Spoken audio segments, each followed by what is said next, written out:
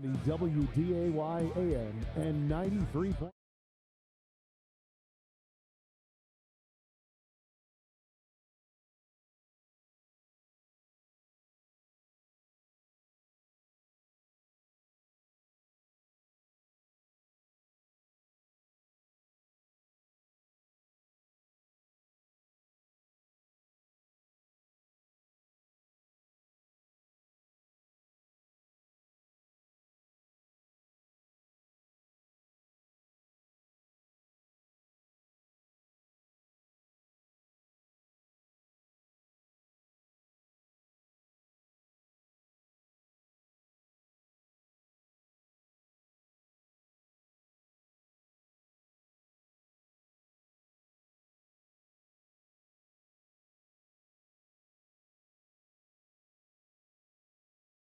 This pregame show, the voice of the Spuds, Larry Knutson. Thank you and good evening. Tonight, high school football finds the Spuds and the Cardinals battling it out at Jim Goda Stadium in Moorhead. It's a rivalry that goes back a number of years. There was a time when Moorhead had a distinct advantage, but under Mike Empting, the Cardinals revamped the way they do things. They have become very competitive, and every game, whether it be a regular season or playoff, between the Spuds and the Cardinals finds this one to be a game of interest. A lot of interest, in fact, especially on a shortened season like this, when we know that by the end of 6 games, we'll have to decide who is going to play who for which spot in the playoff situation.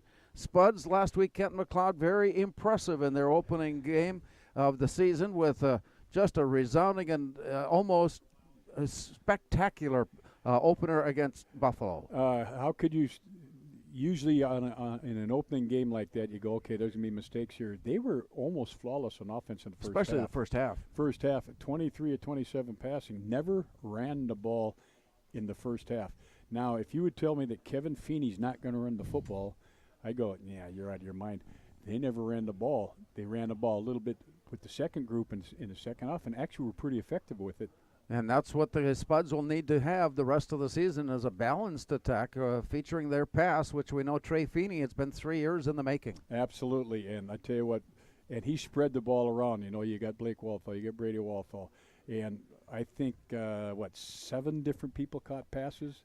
It's I wouldn't be surprised to find that out. Yep. You know, Michael Haugo got involved, and Yep. he got a touchdown in his Yep. first varsity game. Ja'Kai Fitzpatrick is also a very dangerous receiver, and something we saw from the Spud receiving core, not only their ability to get open and make the catch, but they had speed afterwards. They were tough to find and tougher yet to catch. Yep, yards after catch, which is a big stat for a lot of people, and they did that. And then the best one was with George Nineforth catching the ball on the swing route out of the backfield. Got his pad level down, went right into a player, and then went 72 yards for a touchdown. That was exciting.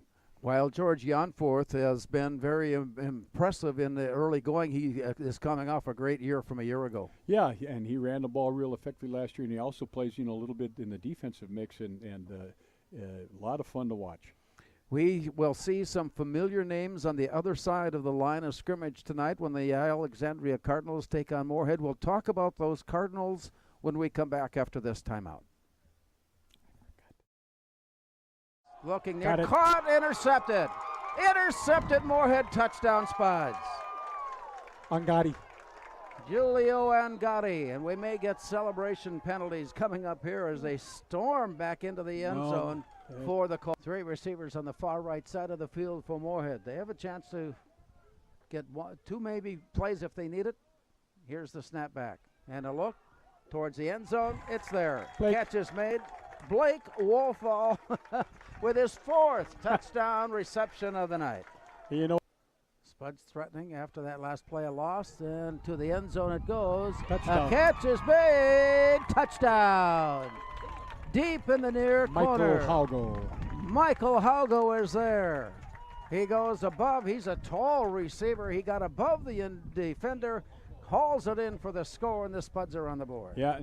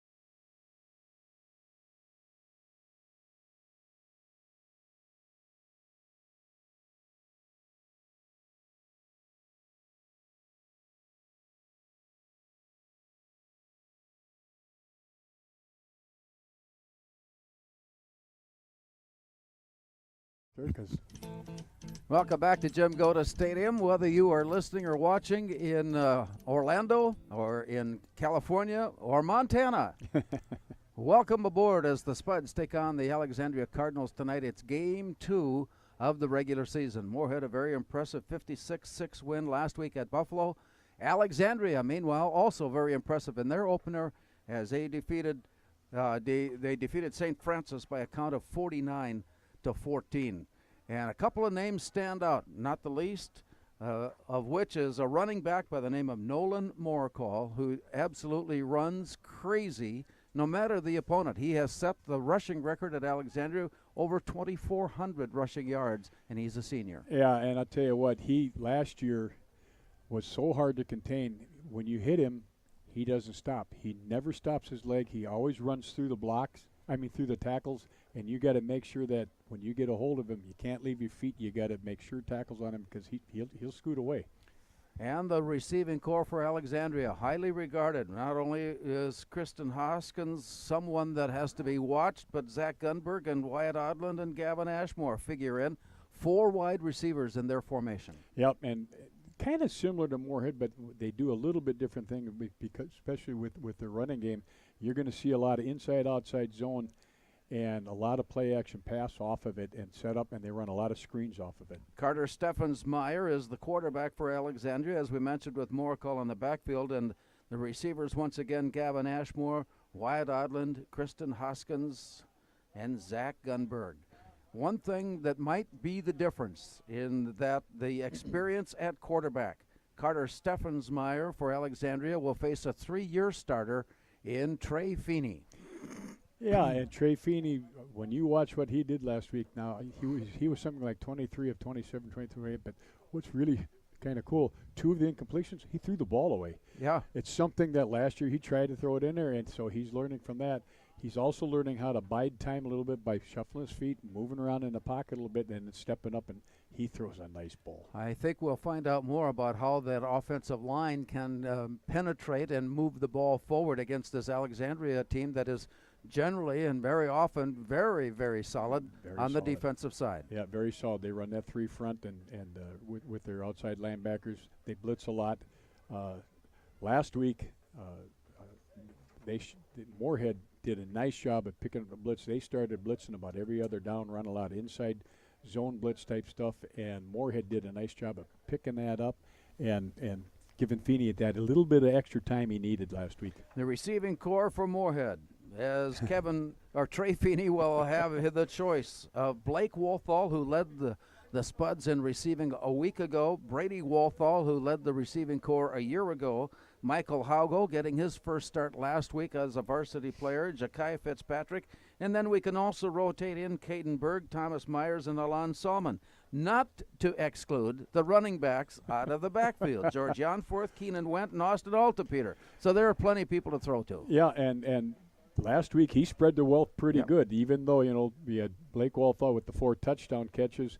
I believe Brady Wolthall had 6 catches total. He spread it around. The backs caught the ball. They brought in the second half. They actually had receivers that we hadn't seen before make great plays also. And the one thing that's really neat about watching the Spuds receiving corps, they can run. Good speed upfield by the Spuds receivers once they catch the ball. Trey Feeney and company will be on the field tonight against the Alexandria Cardinals. Will be more from Jim Goda Stadium after this timeout. Arlen.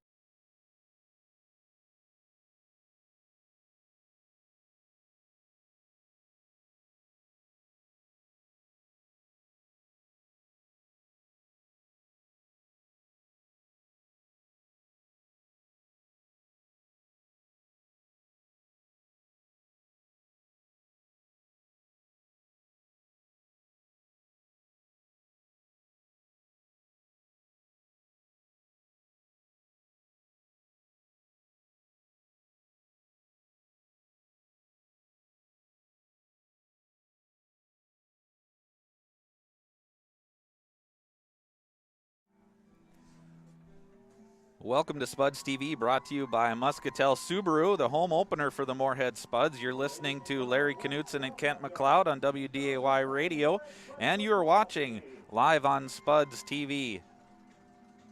Spuds have just taken the field. We have a couple of special things for you throughout tonight. We've got a virtual kickoff kid, and then we've got an update on one of the local schools that was put together by Mr. Brian Cole. Always does a great job with his videos, and so we'll be playing those for you throughout tonight's broadcast. And we will rejoin Larry and Kent as they come out of commercial. Great place to gather with friends and what? Well, you got 30.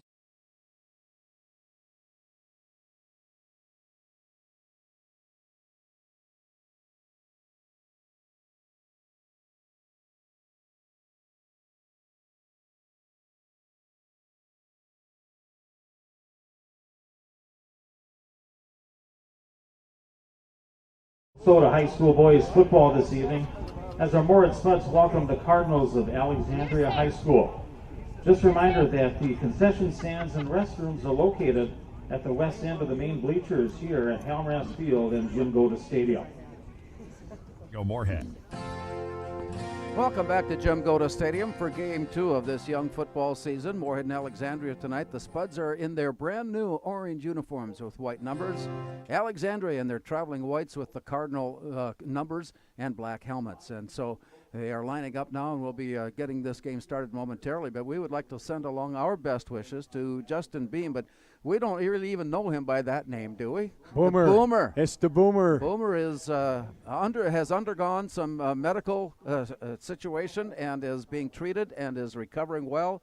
We are thankful for that, and we hope that you have a speedy recovery, as you, I know, will be certainly involved in how this game turns out here tonight. We'll be back with more from Jim Goda Stadium after this timeout. This evening will be Robert Ask school teacher Ethan Schnabel. Would you please remain standing as we do honor America at this time with the playing of our national anthem, performed by the Moorhead High School Pep Band, under the direction of Mrs. Pam Rettinguger.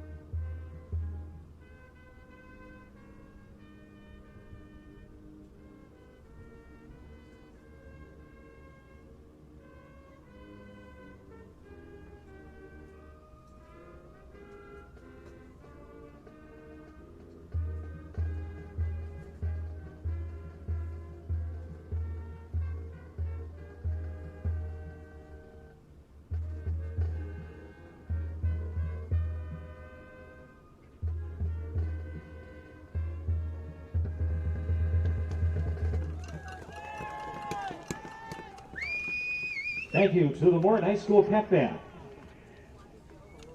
Once again, ladies and gentlemen, the Spuds would like to extend a warm welcome to the players, coaches, and staff of the Alexandria Cardinals. Let's introduce the starting offensive players for the Cardinals of the Alexandria Area High School this evening.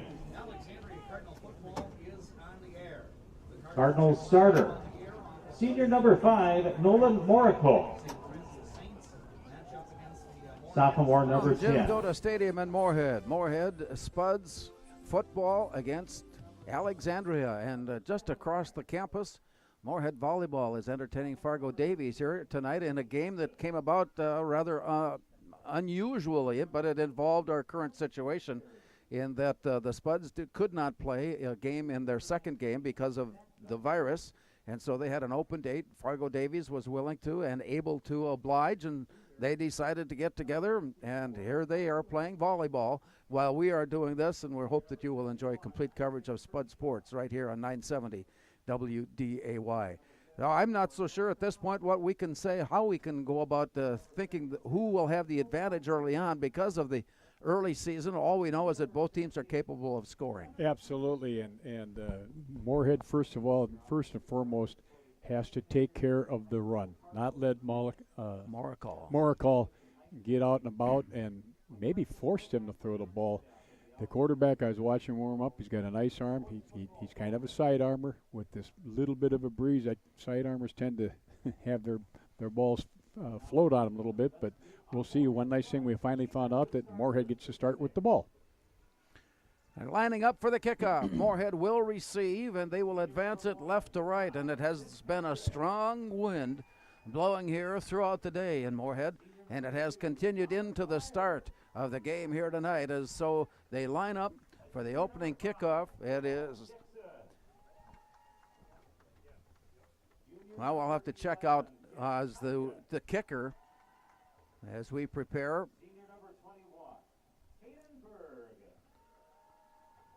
Moorhead starters are being introduced here while they're getting ready to play. And with that, Moorhead with brand new uniforms, we mentioned they've got white numbers that are visible. We can actually read them, Larry. Oh, my goodness. No excuse, do I? There's Jackson Goda. No excuse whatsoever. George Janforth is back deep and waiting. He is at about the 3.5 yard line. And the rest of the return team from Moorhead here tonight, temperature certainly not all that unusual for this time of year. When we were driving over, it was still 50 degrees. We know it has gone lower than that. And so with that, we're getting ready. The Spuds taking on Alexandria. This is a game we always look forward to. It's like a game between Moorhead and Bemidji and Moorhead and Brainerd. It's Moorhead and Alexandria tonight. Yep, absolutely, and it's a good rivalry, and the coaches, staff on both teams know each other pretty well, and there's been some pretty neat things that have happened in these games.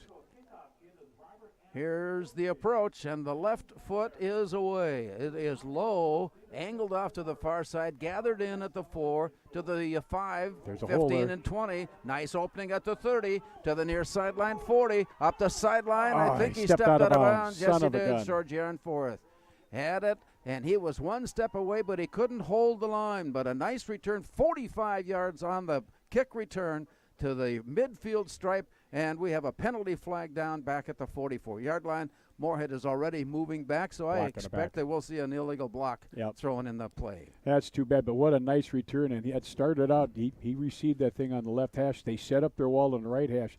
He went perpendicular to the line and then got up. They had a nice job there. Their kicker, Simbura, is one that actually pushed him out of bounds. Ladies and gentlemen, tonight's virtual kickoff kid is Robert Asp, 4th grader Landon Hasbargen. He was nominated for his leadership and hard work at Robert Asp Elementary School. Landon is a role model every day by setting a positive example. Way to go, Landon. 42-yard line, so that ends up being on the game as a sophomore, and on his very first varsity game went 5 for 5. Last week, he went 5 for 6 to open up the game in the win over Buffalo. He'll take the snap from the shotgun formation. Receivers are wide to the far left side for Feeney as he takes a look and will make a play call change. Right alongside him, another running back, and I suppose we can call this the pistol formation. He's taking his time. Here's the turn and the look, and this one is thrown complete out at the 35 to the 37 and wrestling his way up to about the 38-yard line. And so on that play, a gain of about 4 yards, and it's second down. Yeah, and right up that, Brady Walthall was the inside middle of the trips out there, just ran a 5-yard hitch. And the timing, Larry, is so perfect. As he's coming out of that 5-step hitch, the ball's in the air already. He get it, and he was able to get a couple extra yards. Nice way to start the ball game. Receivers to the near side, including Janforth. Inside of him, 2 receivers, a third wide receiver, fourth wide far left. Here's Trey Feeney on second down, and again he's got his play open but overshot the intended receiver. Looking at a little screen pattern on the near side for Brady Walthall, only to see it be thrown long. So 1 of 2 attempts completed early on. Yeah, again, just a timing route. It's a quick out. I call it a 5-step out.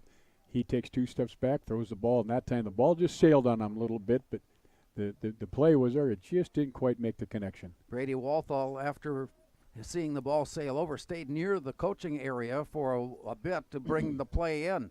He has checked in, and the Spuds facing third down now and 4. Line to gain the 42-yard line. Here's Trey Feeney. He'll throw. He's got his man open over the middle. The pass is caught. Jackson Tyken, Shakai Fitzpatrick was there, and he made the catch and the run up to the 44-yard line. That's good enough for a first down. Yep, and that time a little bit different. They were twins, right? He was the slot receiver, ran an under route. Again, as soon as they got in between the two linebackers, the ball was away. And again, he picked up a couple extra yards because he hit him on the run. Moorhead, after seeing a penalty adversely affect their return, the drive starting at the 32-yard line, have picked up a first down now out near midfield at the 48-yard line. 1 left, 3 receivers near right side for Trey Feeney. Rolls near side, looks. He wants to go deep, and then he comes under the coverage, and the catch is made. Brady Walthall is there inside the 40 at the 38-yard line. That appears to be good enough for another Spuds first down. Yeah, Moorhead was trips right that time, and they ran a boot back out to the right side. Brady Walthall, rather, came inside, then ran a little pivot route, came back out again. The timing was perfect. Hit him on the run. Yards after the catch, he got an extra 5 or 6, and they got a nice little drive going here. No surprises so far out of the Moorhead offensive playbook. Everything has been through the air as they line up now 3 receivers to the open side of the field, far left.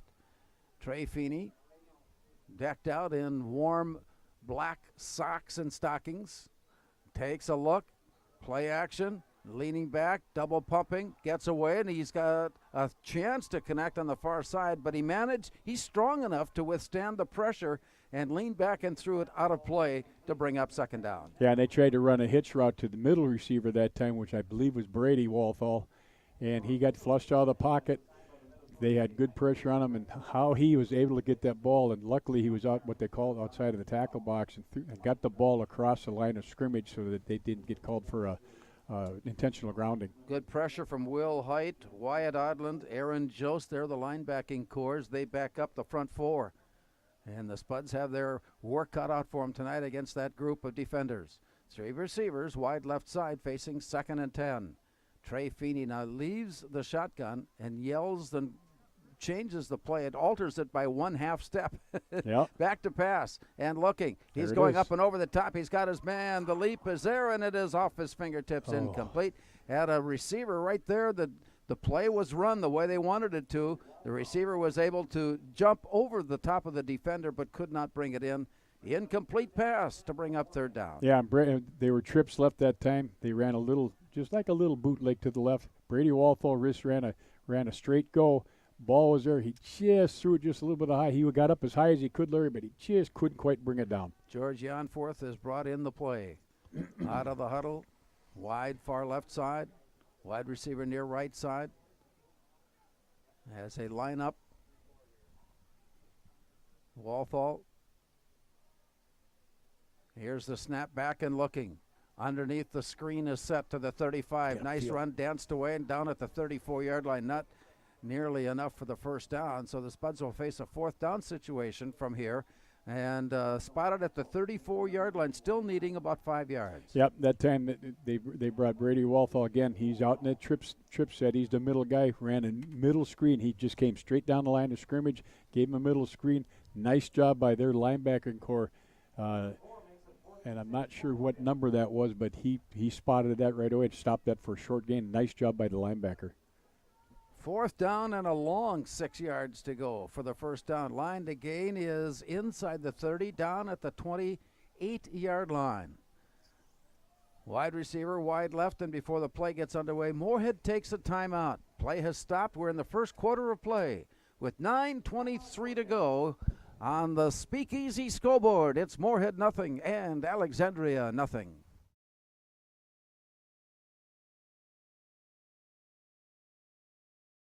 Natural talent, physical gifts, training advantages. To become a champion, none of that matters. True champions are the ones who are comfortable working harder, staying later, and finding that competitive edge. They are never satisfied simply doing a good job. Because those who transform themselves from local talent into local folklore are the ones who continually perform beyond their limits. Bell Bank, proudly supporting champions everywhere.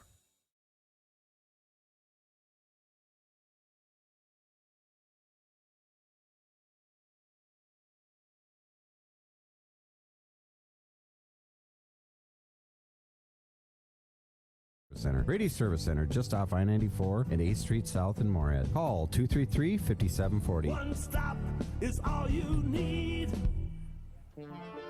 Out of the timeout, Moorhead faces 4th down and 6. Feeney is in the pocket and he throws. It's up in the air. It's bobbled up and then it is dropped away incomplete. He was looking up the middle of the field, and again, the receivers are there. They're in position, but so far tonight it's just not coming their way as it got battered away to go incomplete. And with that, it is a turnover on downs, and it's first down, Alexandria. That's too bad. Again, it was Brady Walthall. Again, middle of the trips, basically ran just an inside route like a quick post, and he threw the ball just a little bit behind him, and he couldn't get his hands out to the ball, so it kind of hit him in the hip. It was there. They just didn't quite connect, Larry.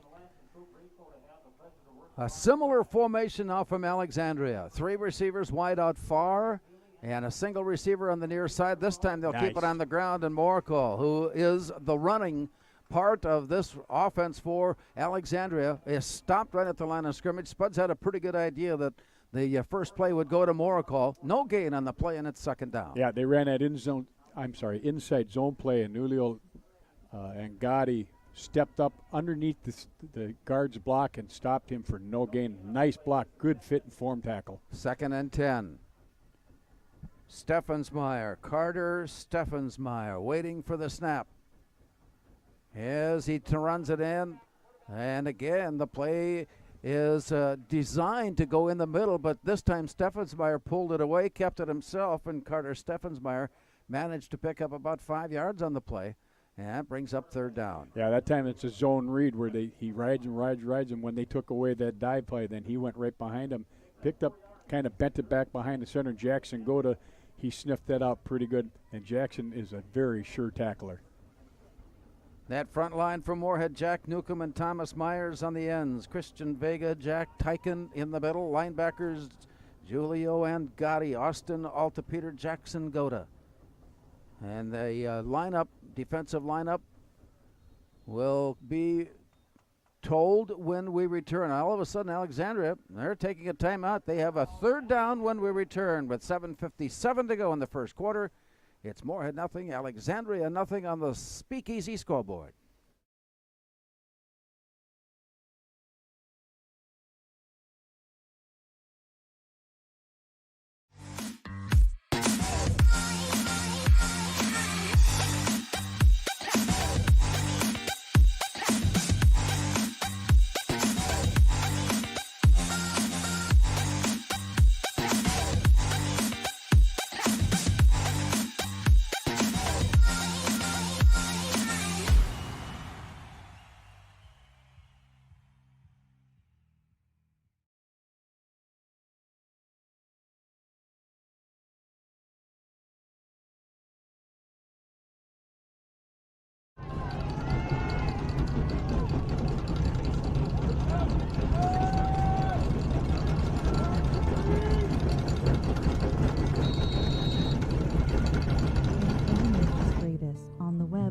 CosmoFuneralService.com.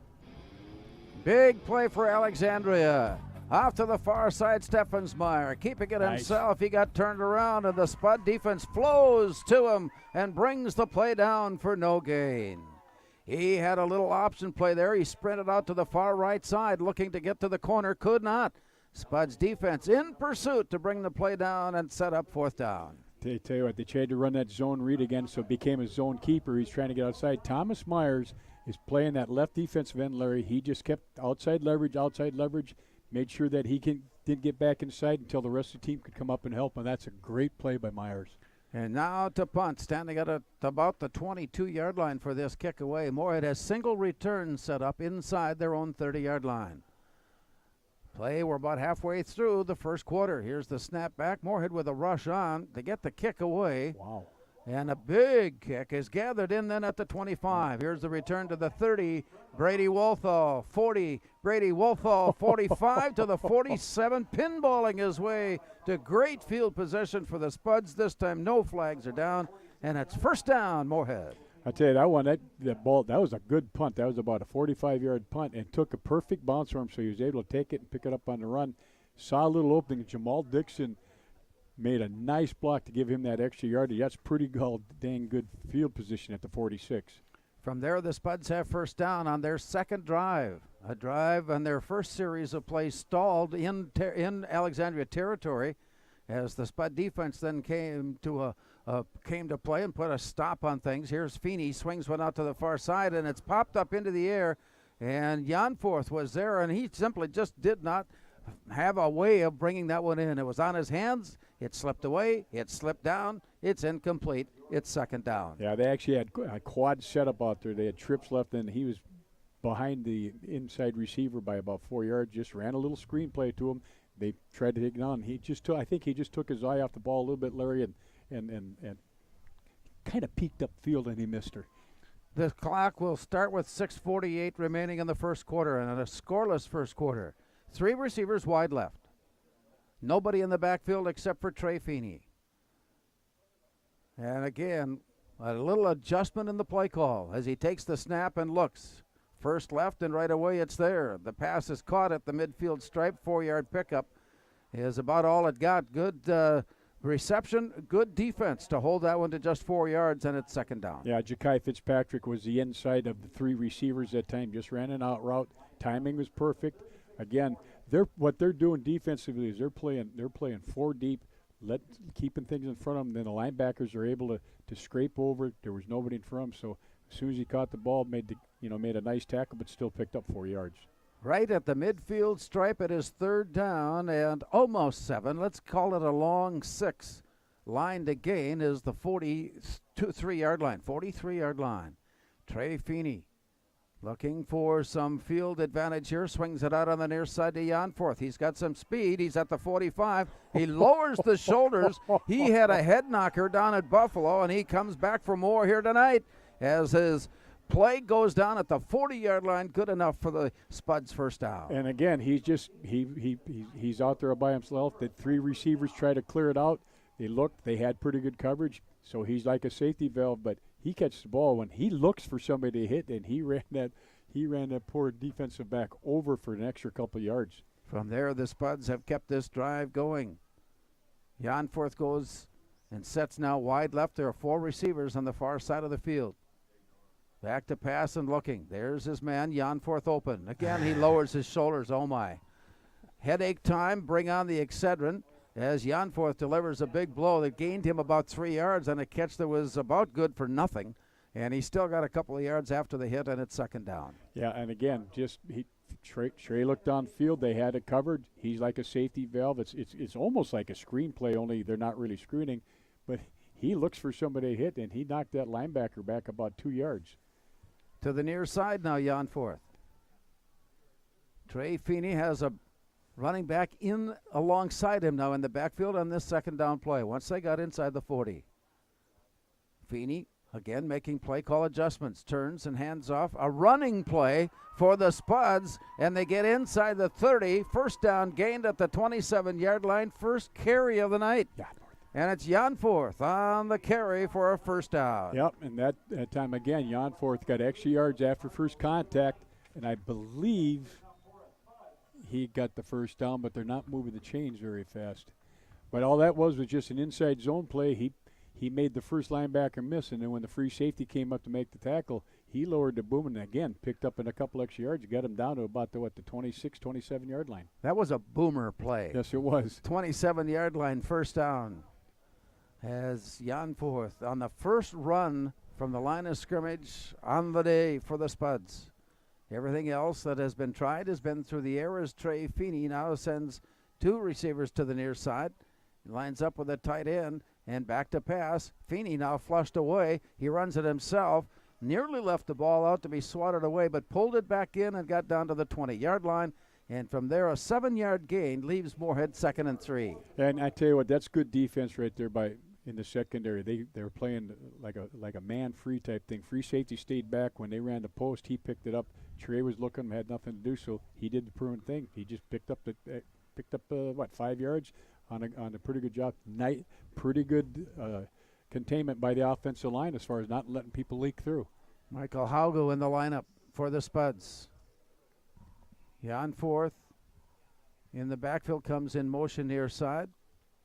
Stops. Now there looks like 4 receivers on the near side. That's the set as Feeney, again, very patient, takes the snap, looks and throws. He's got his man wide open, Ja'Kai Fitzpatrick, inside the 5, and it's 1st and goal. He got tripped up and slipped down just as he crossed over the 5-yard line, but the Spuds now are in scoring position, 1st and goal at the 4. And again, they were trips right, Ja'Kai was the very inside receiver. He just ran a slant route into the middle, and once he got past the linebacker, Trey dumped it right into that zone there, picked up extra yards, 1st and goal, nice pitch and catch. 3:13 and clock running, scoreless first quarter. Spuds are threatening as Trey Feeney has 3 receivers on the near side. 2 receivers wide, far left, back to pass and looking. He had it, but then pulled it back. Now he scrambles to the near side and looks. He wants to throw and rifles it into the end zone. Whoa, for the touchdown, Ja'Kai Fitzpatrick. He was about the 2nd, maybe even the 3rd receiver in the formation, but he found a way to get open at the end line. Feeney feathered it in. Touchdown, Moorhead. Yeah, nice job of ball control. He started looking left. He had Blake Walthon out. Couldn't see it because the linebacker was underneath it. Reverse pattern, ran to the right. And I tell you, Ja'Kai did a nice job. He was in the back of the end zone, came all the way across the back of the end zone, and found him in that open spot. Nice pitch and catch, nice drive. Saif Alawi for the point after. That's on its way up, and it is good. He is perfect on the season. With 2:53 to go in the first quarter on the Speakeasy scoreboard, it's Moorhead 7 and Alexandria nothing.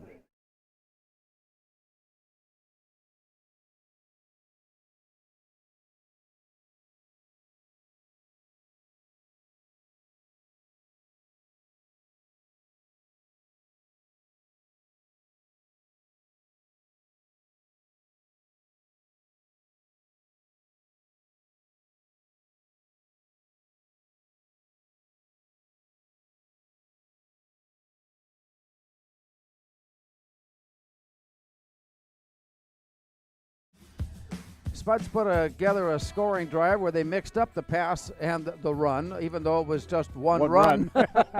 It was very effective. It helped to set up the pass into the end zone for Ja'Kai Fitzpatrick, and Moorhead now has a 7-0 lead. Fitzpatrick now is 9 for 9 in point after tries on this young season. Yeah, and I tell you what, Saif Alawi is 9 for 9. Instead of Ja'Kai, he doesn't kick, he just catches. He catches. You messed me up. But I tell you what, they overcame a couple things too, because they had a couple of drop passes. But by running that little inside zone play, that caused those linebackers to step up a little bit, because they kept some in the backfield, and so just mixing that up a little bit helps.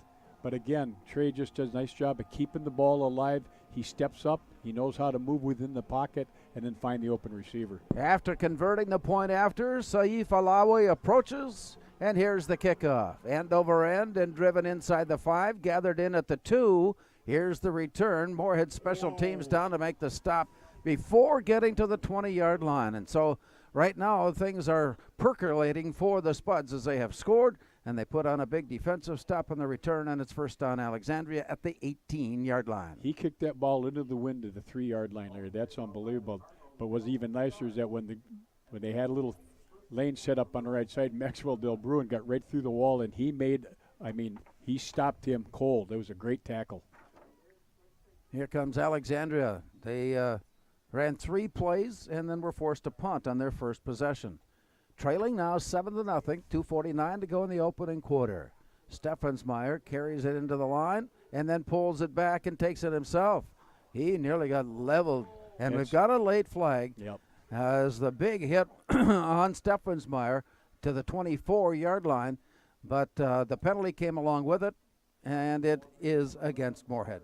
Yeah, and that's too bad. That was zone read again, where he reads it. They took away the zone read, I guess you should say. He kept it, found a little bit, picked up about 6 yards, had him stood up.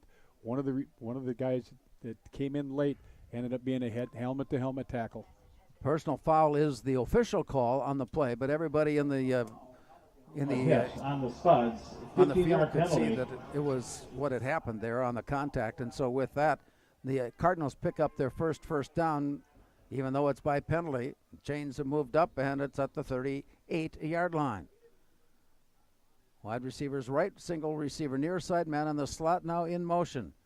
Here's the drop back. Steffensmeyer wants to go deep. It's up and over the top, and it is caught at the 30-yard line. That was a perfectly thrown pass, and it rainbowed down right into the waiting arms of a Cardinals receiver, and it's first down, Alexandria. And what a great anticipation of the throw.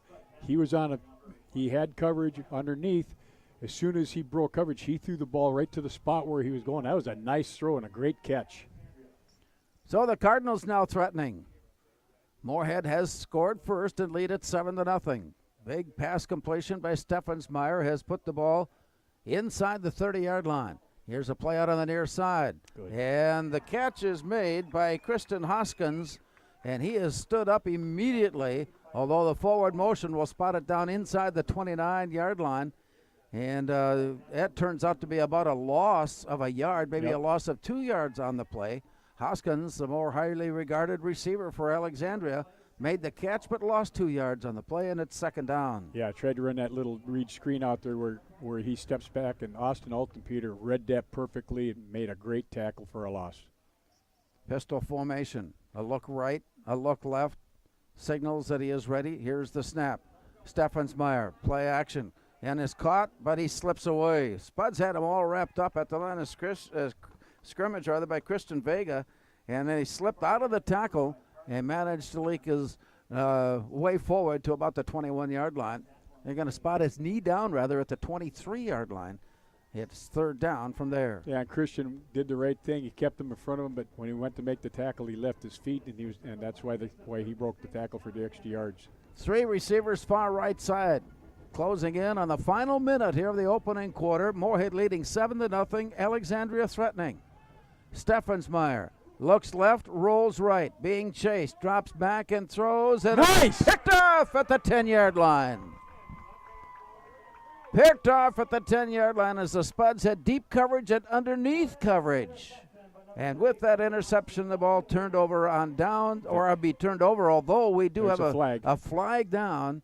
And if that is against Alexandria, it is waved off, and the Spuds have the football on the turnover. Good job by Austin Altenpeter. He just kept the quarterback watching him. Quarterback got pressure by somebody. I couldn't tell who it was. He stepped back, and quarterback never saw him. Also made a great interception on that, Larry. So the turnover gives Moorhead the football. With less than a minute to go, 48 seconds remaining. Spuds have taken a 7-0 lead. The interception inside the 10-yard line, spotted just inside the 9. And from there, the Spuds have 91 yards upfield. A big part of this series very likely will take place with the wind at their back. Right now, they are driving into the wind. To the far left side, 2 receivers. To the near right side, 3 receivers. Trey Feeney alone in the backfield looks and dumps it underneath. And this time, the Cardinals are there to make the stop. Nice read on the play by Wyatt Odland. He is there to wrap up the play and bring it down. And I think the Spuds, if they want to, will be able to. There's 1 second difference between the game clock and the play clock. They'll have to run a play here as Michael Haugo comes in with the play. And that time they just, again, Brady Walthall just ran a quick little out, sat down in that zone. Timing was perfect, picked up 4 yards. 5 receivers, 3 left, 2 right. Trey Feeney, watching the clock run down, takes the snap and looks upfield. Now flushed out of the pocket, got away, leans back and throws under the coverage. It's there out near the 28-yard line. Let's see what the officials say. It looks like a catch from here. Cadenberg. And it's Cadenberg, one of the many receivers in the stable for the Spuds, to pull the chains ahead, and that's going to run us down to the end of the opening quarter. Spuds heading upfield when we return after 1 quarter of play on the Speakeasy scoreboard. Moorhead 7 and Alexandria nothing.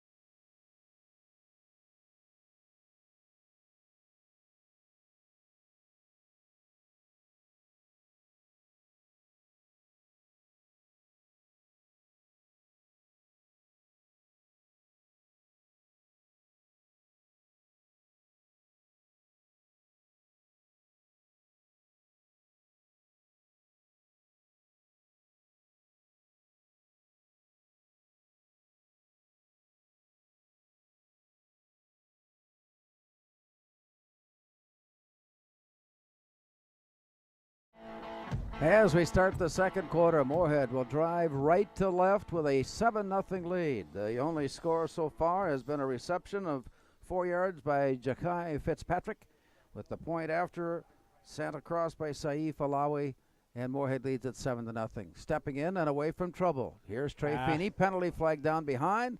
He is wrapped and caught up.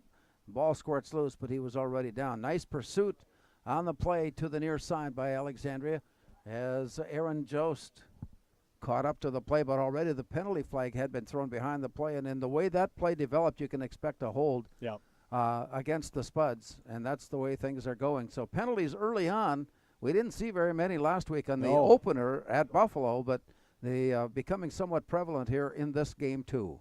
Well, that time, you know, the pocket broke down a little bit, so he had to do a scramble, and when he took off, Moorhead's right tackle tackled the defensive tackle on that side, and right in front of the official. He couldn't do anything, but he had to throw it. Marking the penalty off will put it inside the 15-yard line.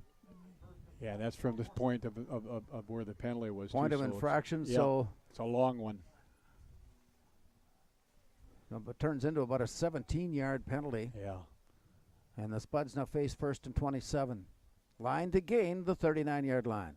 Back to pass. He's got his man open. There's Michael Haugo on the catch, and now the run. He's across the 31-yard line. Michael Haugo was able to come back on the play just enough to take the reception and then step forward.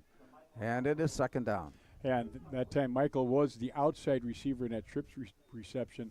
Both inside receivers just ran straight goes.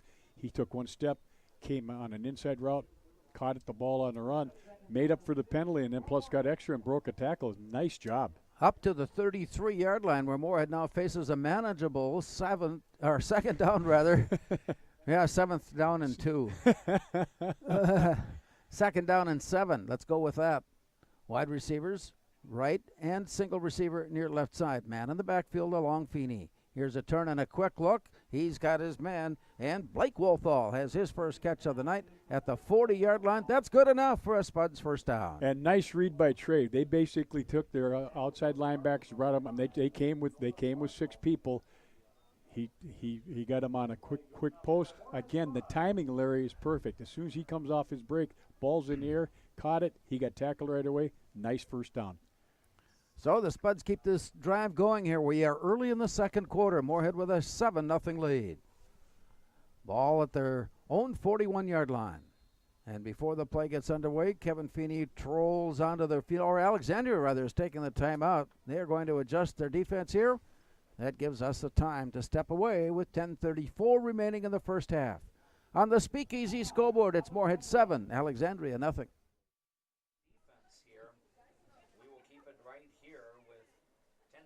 To go in the first half. The Cardinals calling their second timeout of the game. Moorhead presently leads on the Glenwood State Bank scoreboard by a score. Tonight's Spud School of the Week is Robert Asp Elementary School. The Robert Asp School Patrol does a great job of keeping students safe, coming to and leaving from school. Principal Chris Triggs is thankful being able to lead a building where kindness and generosity are present every day. Great work, Robert Asp Elementary School. Your Moorhead Spud community is proud of you. Section 8A tournament. It's got 15 seconds. Thank you. Corporate accounts. Confidential, personal.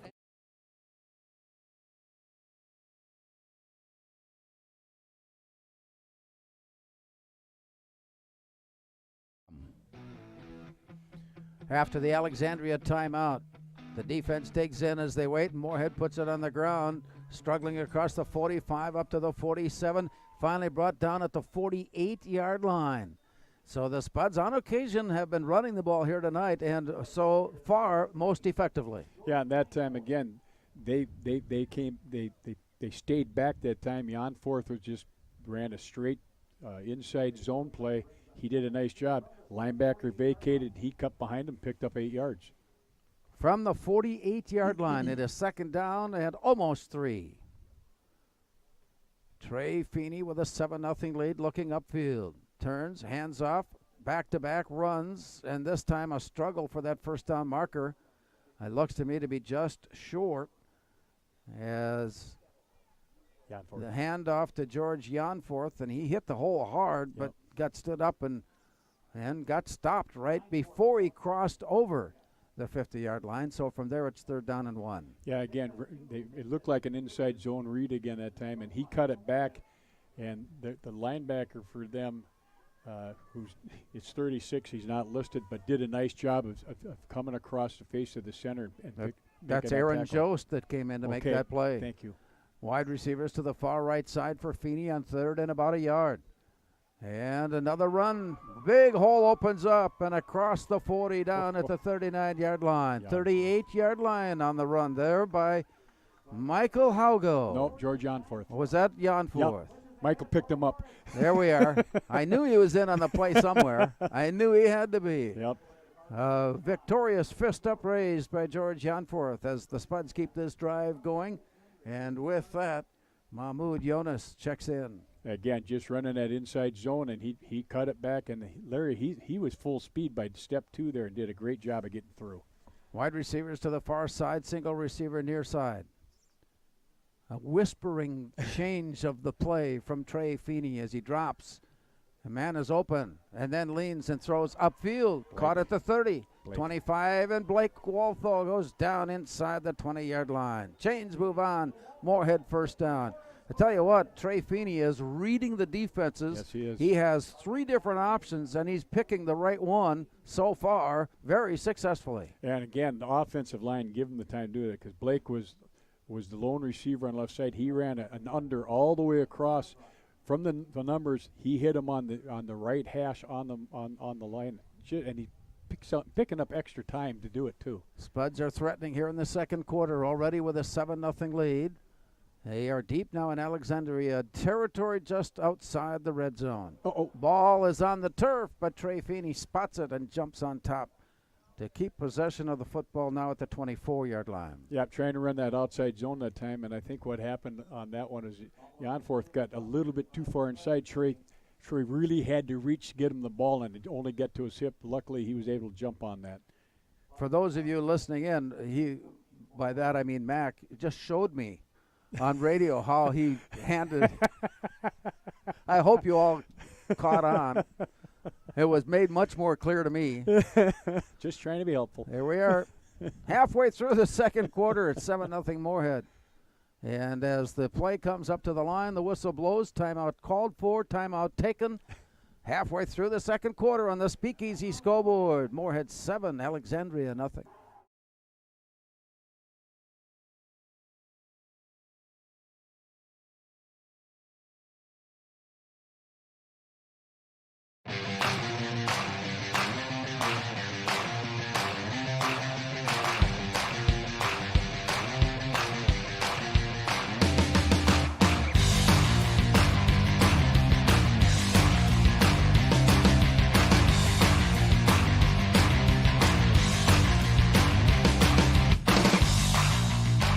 Your home for Boss Snowplows is Burt's Truck Equipment on Highway 75 North in Moorhead.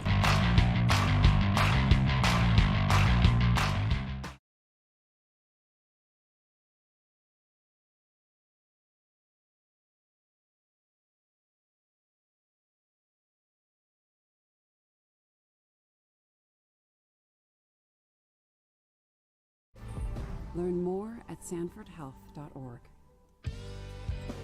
Here's the snap back, and Trey Feeney throws to the end zone just beyond his intended receiver. A diving, stretching try in the end zone for the Spuds receiver, only to see it be overthrown. And Brady Wolthall, the intended receiver, the incompletion brings up third down. Yeah, again, the timing was just about perfect. He just let him just a little bit too much, but Brady was lined up as the middle of the Trips receivers. He just ran a corner route. The timing was perfect. Just missed him. Michael Halgo checking in along the near sidelines, bringing the play into the huddle. He'll take a spot wide, far right. Everybody checks their position on the play. Janforth comes in motion. He is the fourth receiver on the near side now for Trey Feeney, who's in the pocket. Good protection on the backside. He'll run it himself at the 20, to the 15, and to the sideline and out near the 13-yard line. Very close to the first down. From here, it looks like he'll need to run another play in order to keep the drive going. And again, good time. He had plenty of time to throw. Good protection, but they dropped all three deep, so there was nobody open. They were all running kind of deeper routes at time. He just bided time, then got as much as he could. Got a kind of an exciting 4th and 1 coming up here. Caden Berg is checked in. He'll be a receiver and one of many receivers in this next formation, I suspect, on 4th and about a yard. Play clock is down at 7 and counting down. They'll have to hurry now at 5. And Trey Feeney at 2. And timeout has been taken as the play clock was ready to expire. And the Spuds will talk about this play coming up. 7:14 to go in the first half. On the Speakeasy scoreboard, it's Moorhead 7, Alexandria nothing.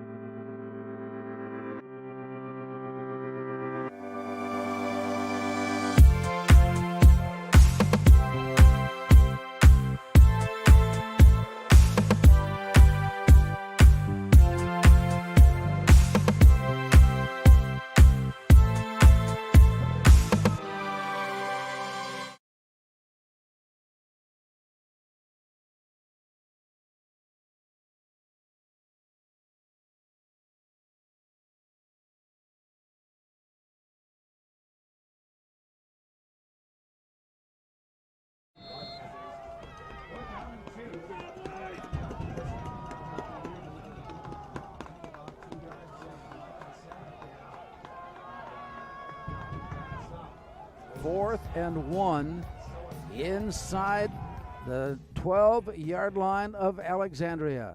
Here's the snap back and the run. And again, it's close, and he trips over a would-be tackler, stumbles forward for more.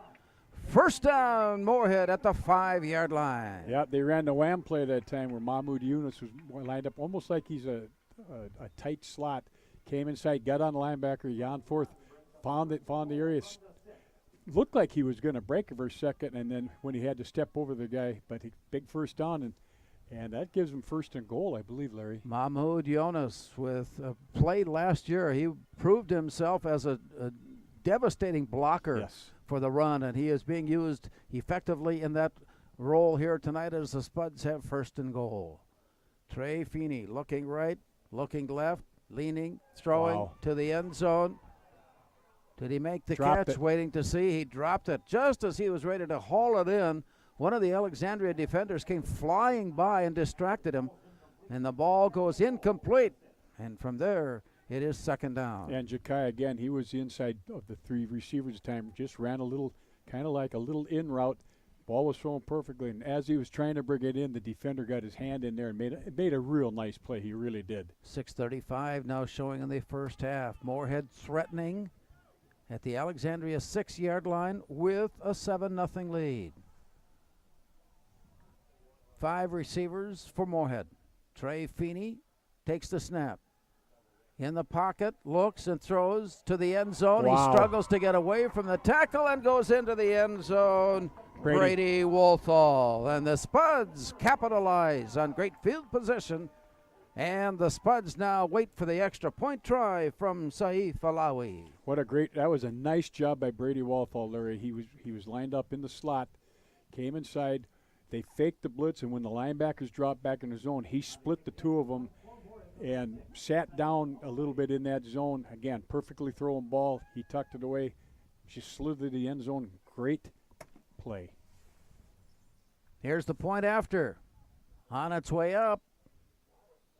Wow. And he just did hook it inside. A perfect 10 for 10 to start the season for Saif Alawi. 6.5 minutes to go in the first half. On the Speakeasy scoreboard, Moorhead 14 and Alexandria nothing.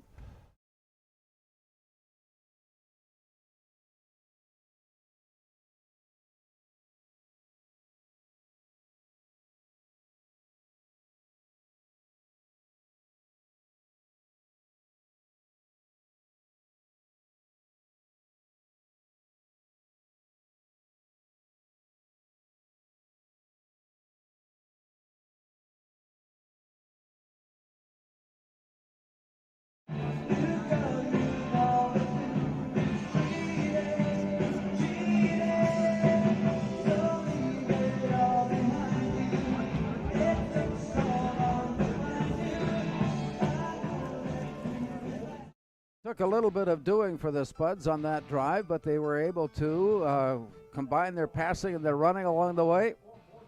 And they cap it off with a 6-yard completion to Brady Walthall, and with the point after, it's now 14-0 Moorhead.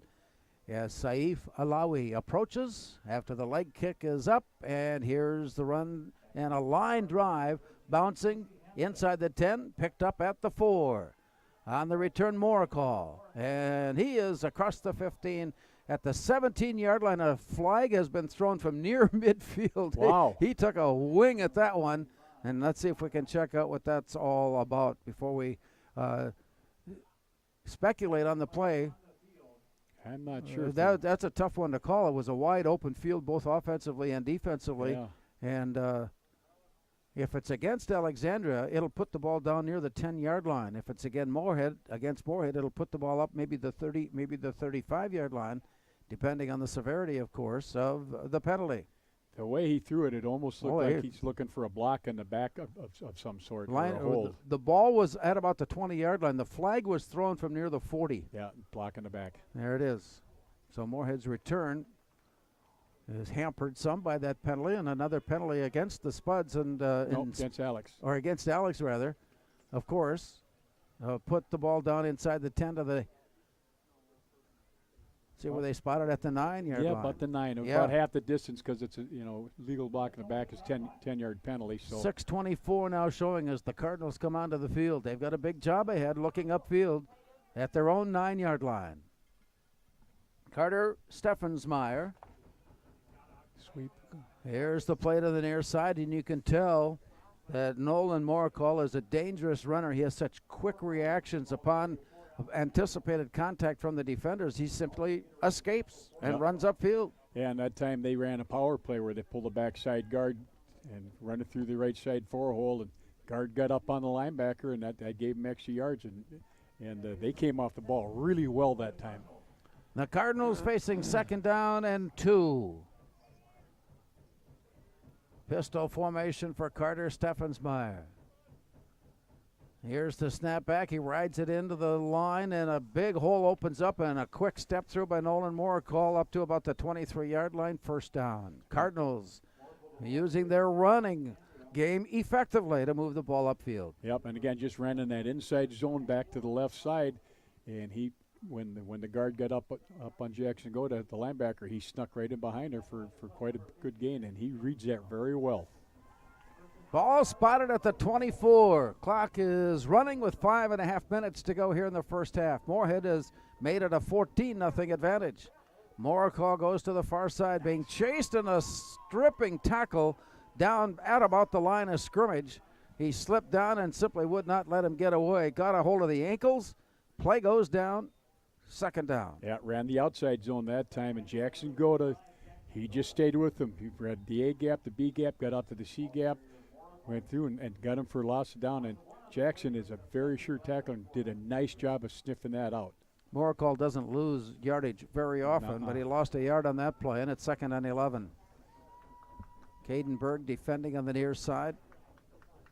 Carter, Steffensmeyer sending a receiver wide left.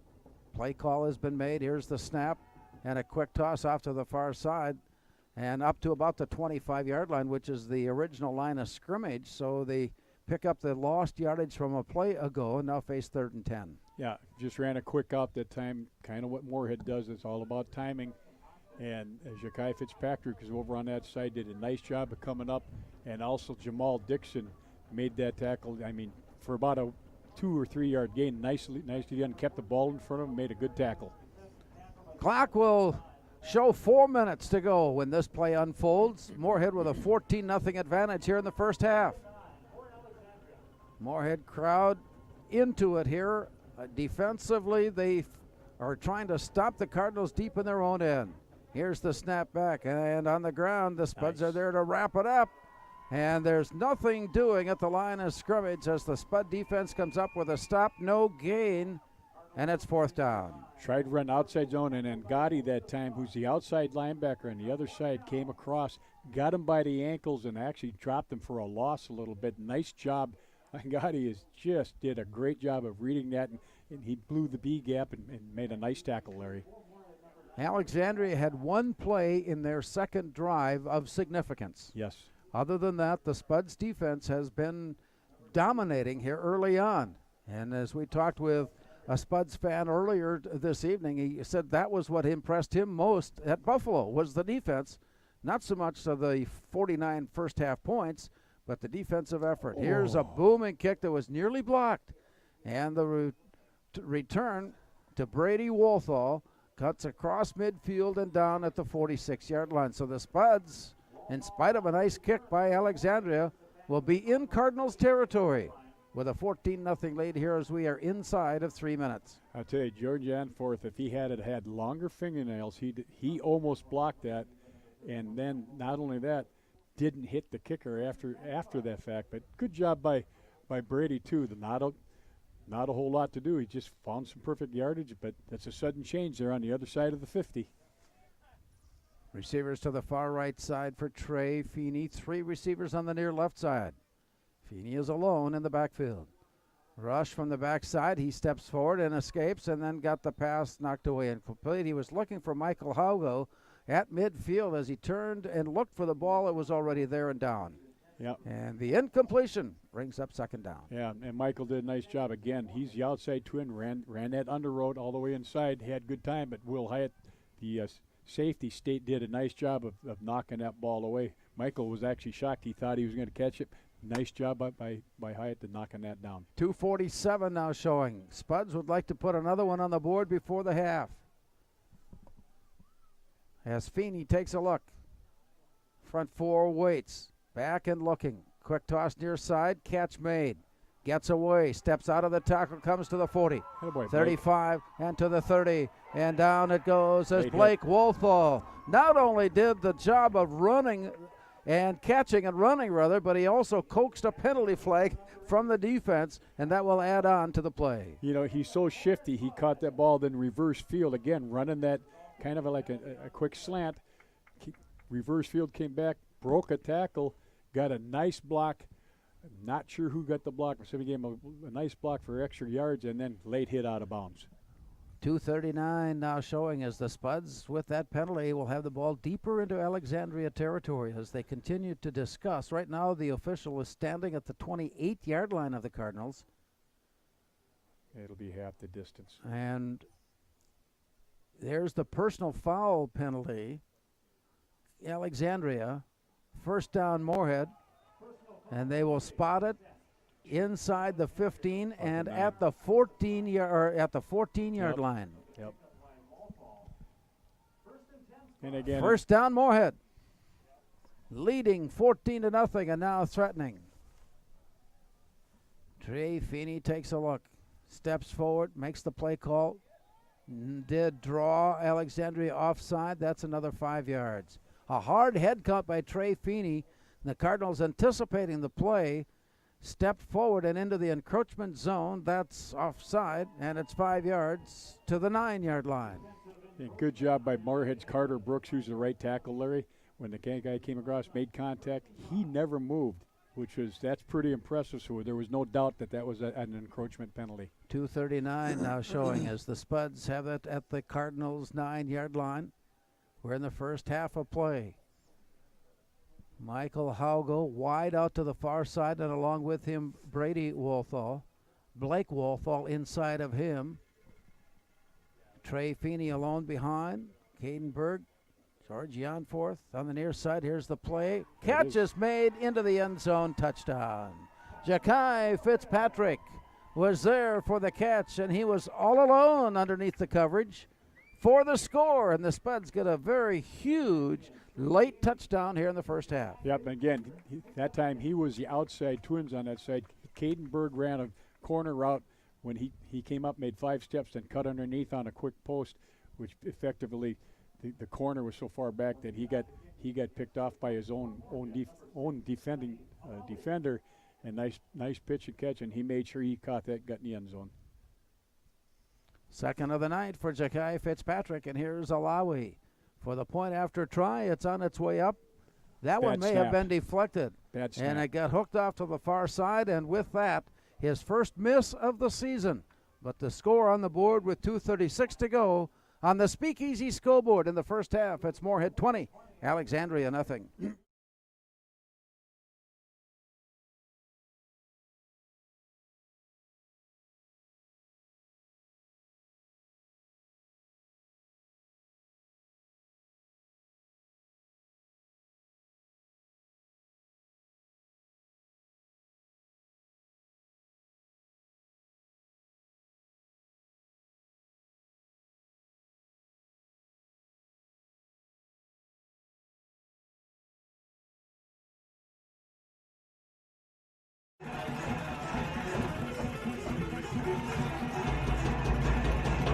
Saif Alawi set to kick off for Moorhead.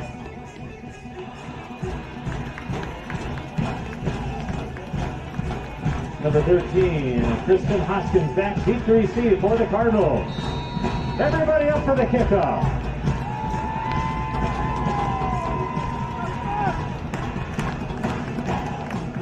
Alawi's kick is deep all the way to the goal line. Here's the return to the 5, to the 10, and Moorhead got stopped hard. Before getting to the 20-yard line, it'll be first down Alexandria at their own 18. Yep, nice kick. I mean, I thought that was going on, could be in the end zone one, but as he came back up, they didn't really get a wall set. Maxwell Del Bruin came up and made just a wonderful tackle, fit for him, and pushed him backwards. Nice job. Alexandria, if they want to get on the board here in the first half, will have to come up with a big play, something that maybe the Spuds are not expecting and haven't seen early on here. So far, the Spuds defense has been able to, with the exception of one play, shut down the Alexandria offense, and that includes a very potent run of Nolan Moorhead and a great receiving core. Here's the play into the middle, and the Spuds again stuff things up right at the 20-yard line. Just did pick up a couple of yards. As Christian Vega was there, I think, and also Jake Tilke was there on the stop for the Spuds. He was right there to man the spot.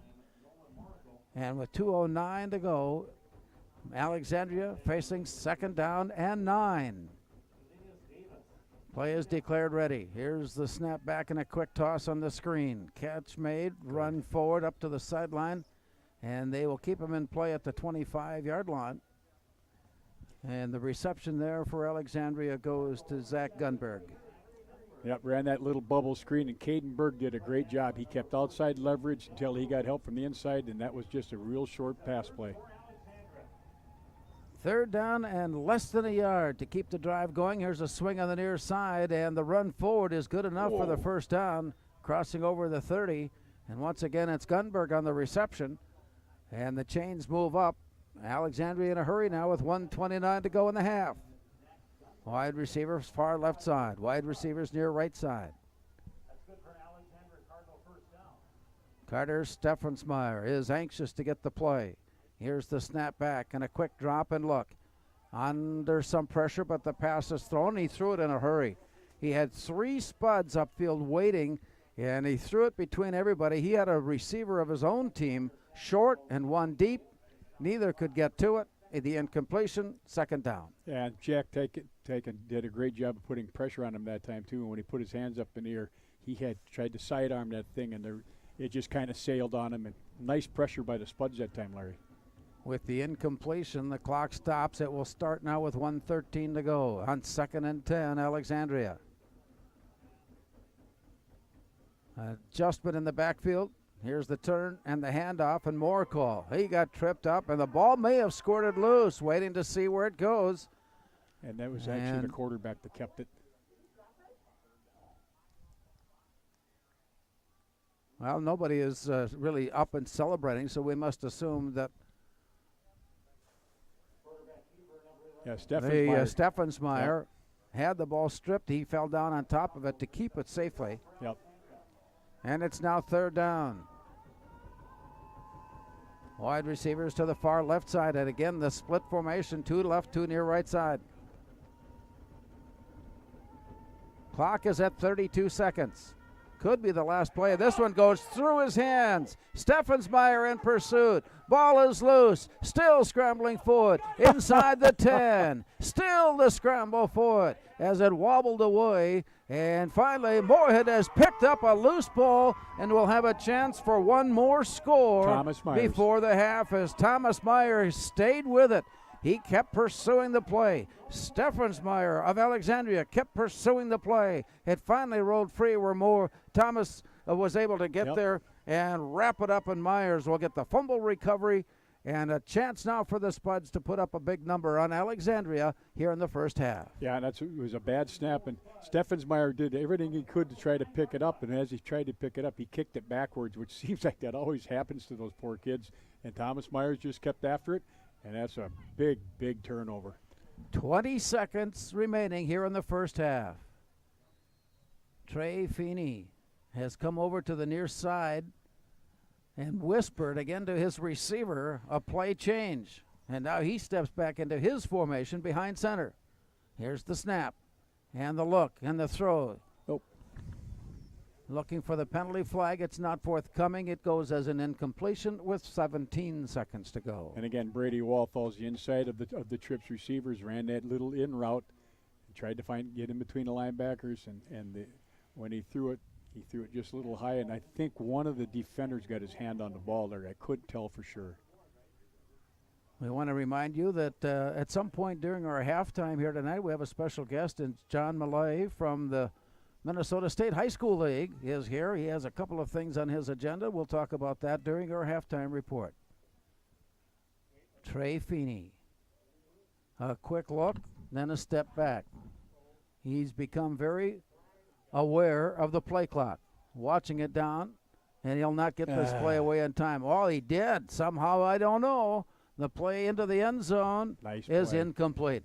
With less than a second to go, the snap back to Trey Feeney. And he got the pass to the end zone, but overthrew the play. The incompletion stops the clock with 14 seconds to go. Yeah, he was trying to thread the needle, and I think it was Brady Walthall was in the back of the end zone between two guys, and Will Height again came across and got his hand on the ball and knocked it away. It was a nice defensive play. If that ball had gone through there, that would have been a heck of a play. One, maybe 2 more plays here in the half. Spuds threatening. Trey Feeney. Full receiving cord, looks to the end zone, catch, touchdown, a perfectly thrown pass right to his man, Ja'Kai Fitzpatrick, his 3rd touchdown reception of the night. And again, nice job by the line, giving him time, Larry. That took a while to develop. He was the Twins right, he was the outside receiver, inside receiver ran the corner out. He came back underneath it. The corner couldn't keep up with him, and again, ball perfectly thrown. He made sure he got it, and he rolled up in the ball and got in the end zone.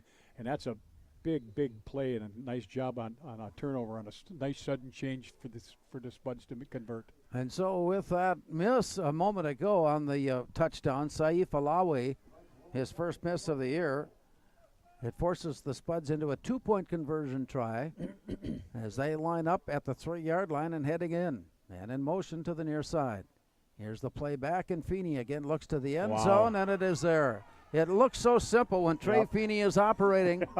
The catch was there. The 2-point conversion is good, and with 11 seconds to go in the first half, on the Speakeasy scoreboard, Moorhead 28, Alexandria nothing.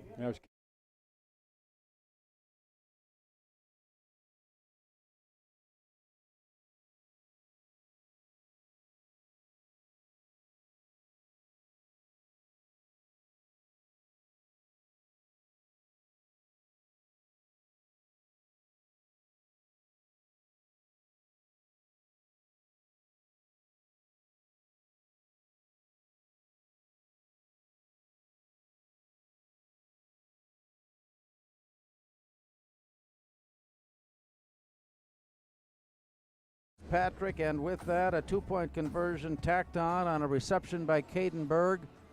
And the Spuds, surprisingly, I think, leading it 28-0. You know, one thing you kind of look at with, as much as the Spuds are throwing, it's really a ball control throwing game. Yep. There's not a lot of downfield. It's all timing routes, and that time on a 2-point conversion, Caden Berg just came in motion. All 3 receivers went in. He came out. Nobody could cover him because they're playing man-to-man.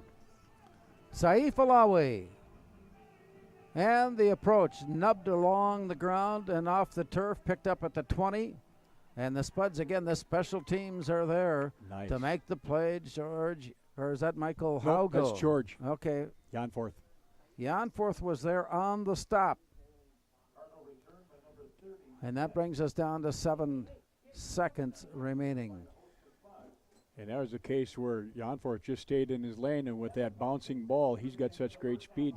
The receiver picked it up, took 2 steps, and Janforth made a nice tackle. Alexandria, I think they are putting in a play of some sort. It took a long time to come out of the sideline huddle, and it's either that or they're going to go into the formation, and that's what they're planning to do. Just protect the ball, take a knee, head to the locker room, regroup, and get ready for the second half. And with that snap, Steffensmeyer goes down. Clock runs out. Teams head to the locker room. A very impressive second quarter for the Spuds.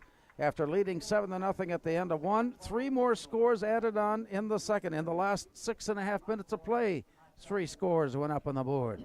We'll return with more from Jim Goda Stadium as you listen to the Spuds on 970 WDAY at the half on the Speakeasy scoreboard. Moorhead 28, Alexandria nothing.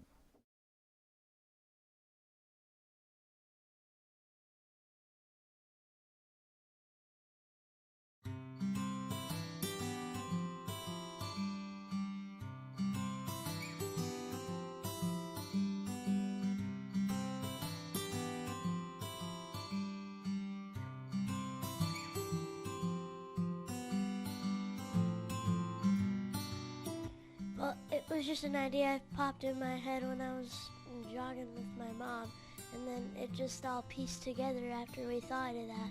And it was perfect timing because Moorhead Youth Hockey was thinking. The track area of the Moorhead Spud community is honored this evening to have John Millay from the Minnesota State High School League with us. Let's give John a nice round of applause. John is a great ambassador for all high school activities in our state. And last spring, John was the driving force behind 2 epic ideas that took Minnesota by storm. In April, he introduced the hashtag Be the Light Minnesota that encouraged high schools across Minnesota to turn on their stadium lights to honor students. And in May, John launched the Minnesota Nickname Challenge on social media. It was a 64-team bracket, and in the end, after over 80,000 votes were cast, it was our Moorhead Spuds that were crowned the best nickname in Minnesota. How about that, Spud fans? Tonight, John is here to present the championship bracket to our activities director, Mr. Dean Haugo, and to Spuddy.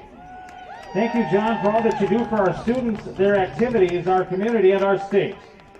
Ladies and gentlemen, Mr. John Millay.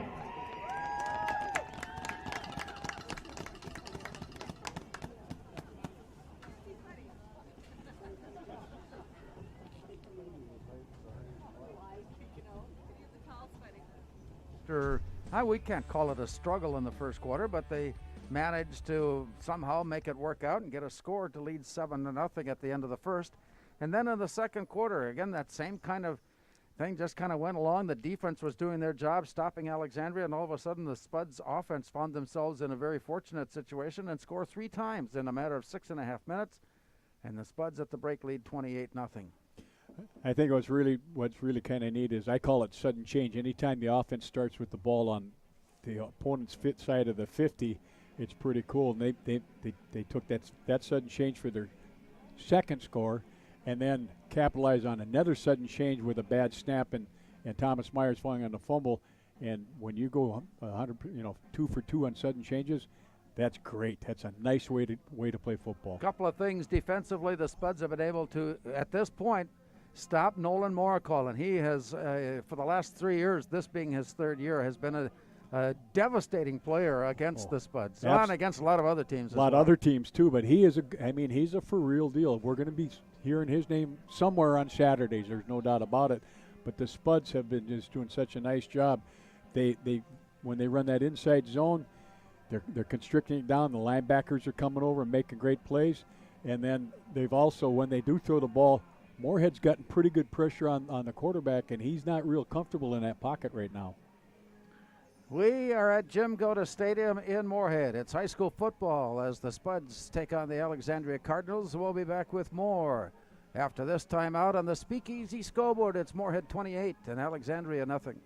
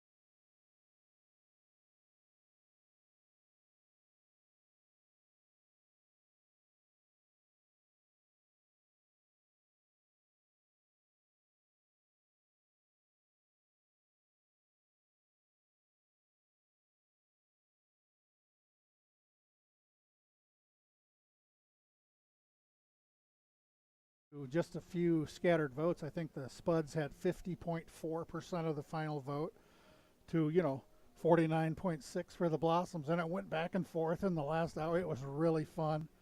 And for just kind of a silly idea that I drew together with a piece of paper and a pencil, it turned out to be so much fun. And I think just we were all looking for something to have fun with, sports related, high school related. And so I had the 64 team bracket blown up. I put it in a frame, hauled it up here today, and presented it to Spuddy, and now it's in possession of the Spuds, as it should be. I'm sure it'll belong on the Hall of Honor. That's a perfect place for it. So, and people have been asking me, "You're going to do this every year?" And I said, "Well, I don't know that you can do this every year. Well, your nicknames don't change. That's right. Maybe you do it every 5 or 10 years." Did you ever get any remarks from people that saying, how did you come up with, why would that name have more than our name, as an example? Why? Oh, yeah, there were some people from Blooming Prairie. And in fact, on Twitter today, I was tweeting that this was going to be the presentation at halftime, and I think the Spuds edged out the Aiken Gobblers in one of the rounds. Somebody from Aiken thought that might have not been fair to the Gobblers.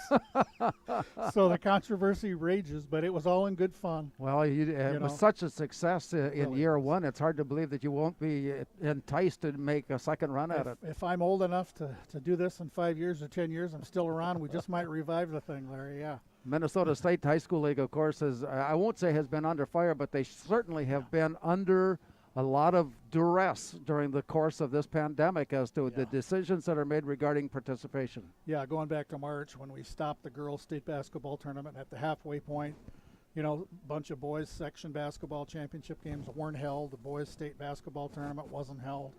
There was 0 spring sports, and like I've told a lot of people, this virus is driving this whole thing, and we all kind of have to react the best way we can. And the board of directors at the high school league, which is 20 people from all over the state, administrators, coaches. The governor appoints 4 people on that board. It's a pretty good mix of people.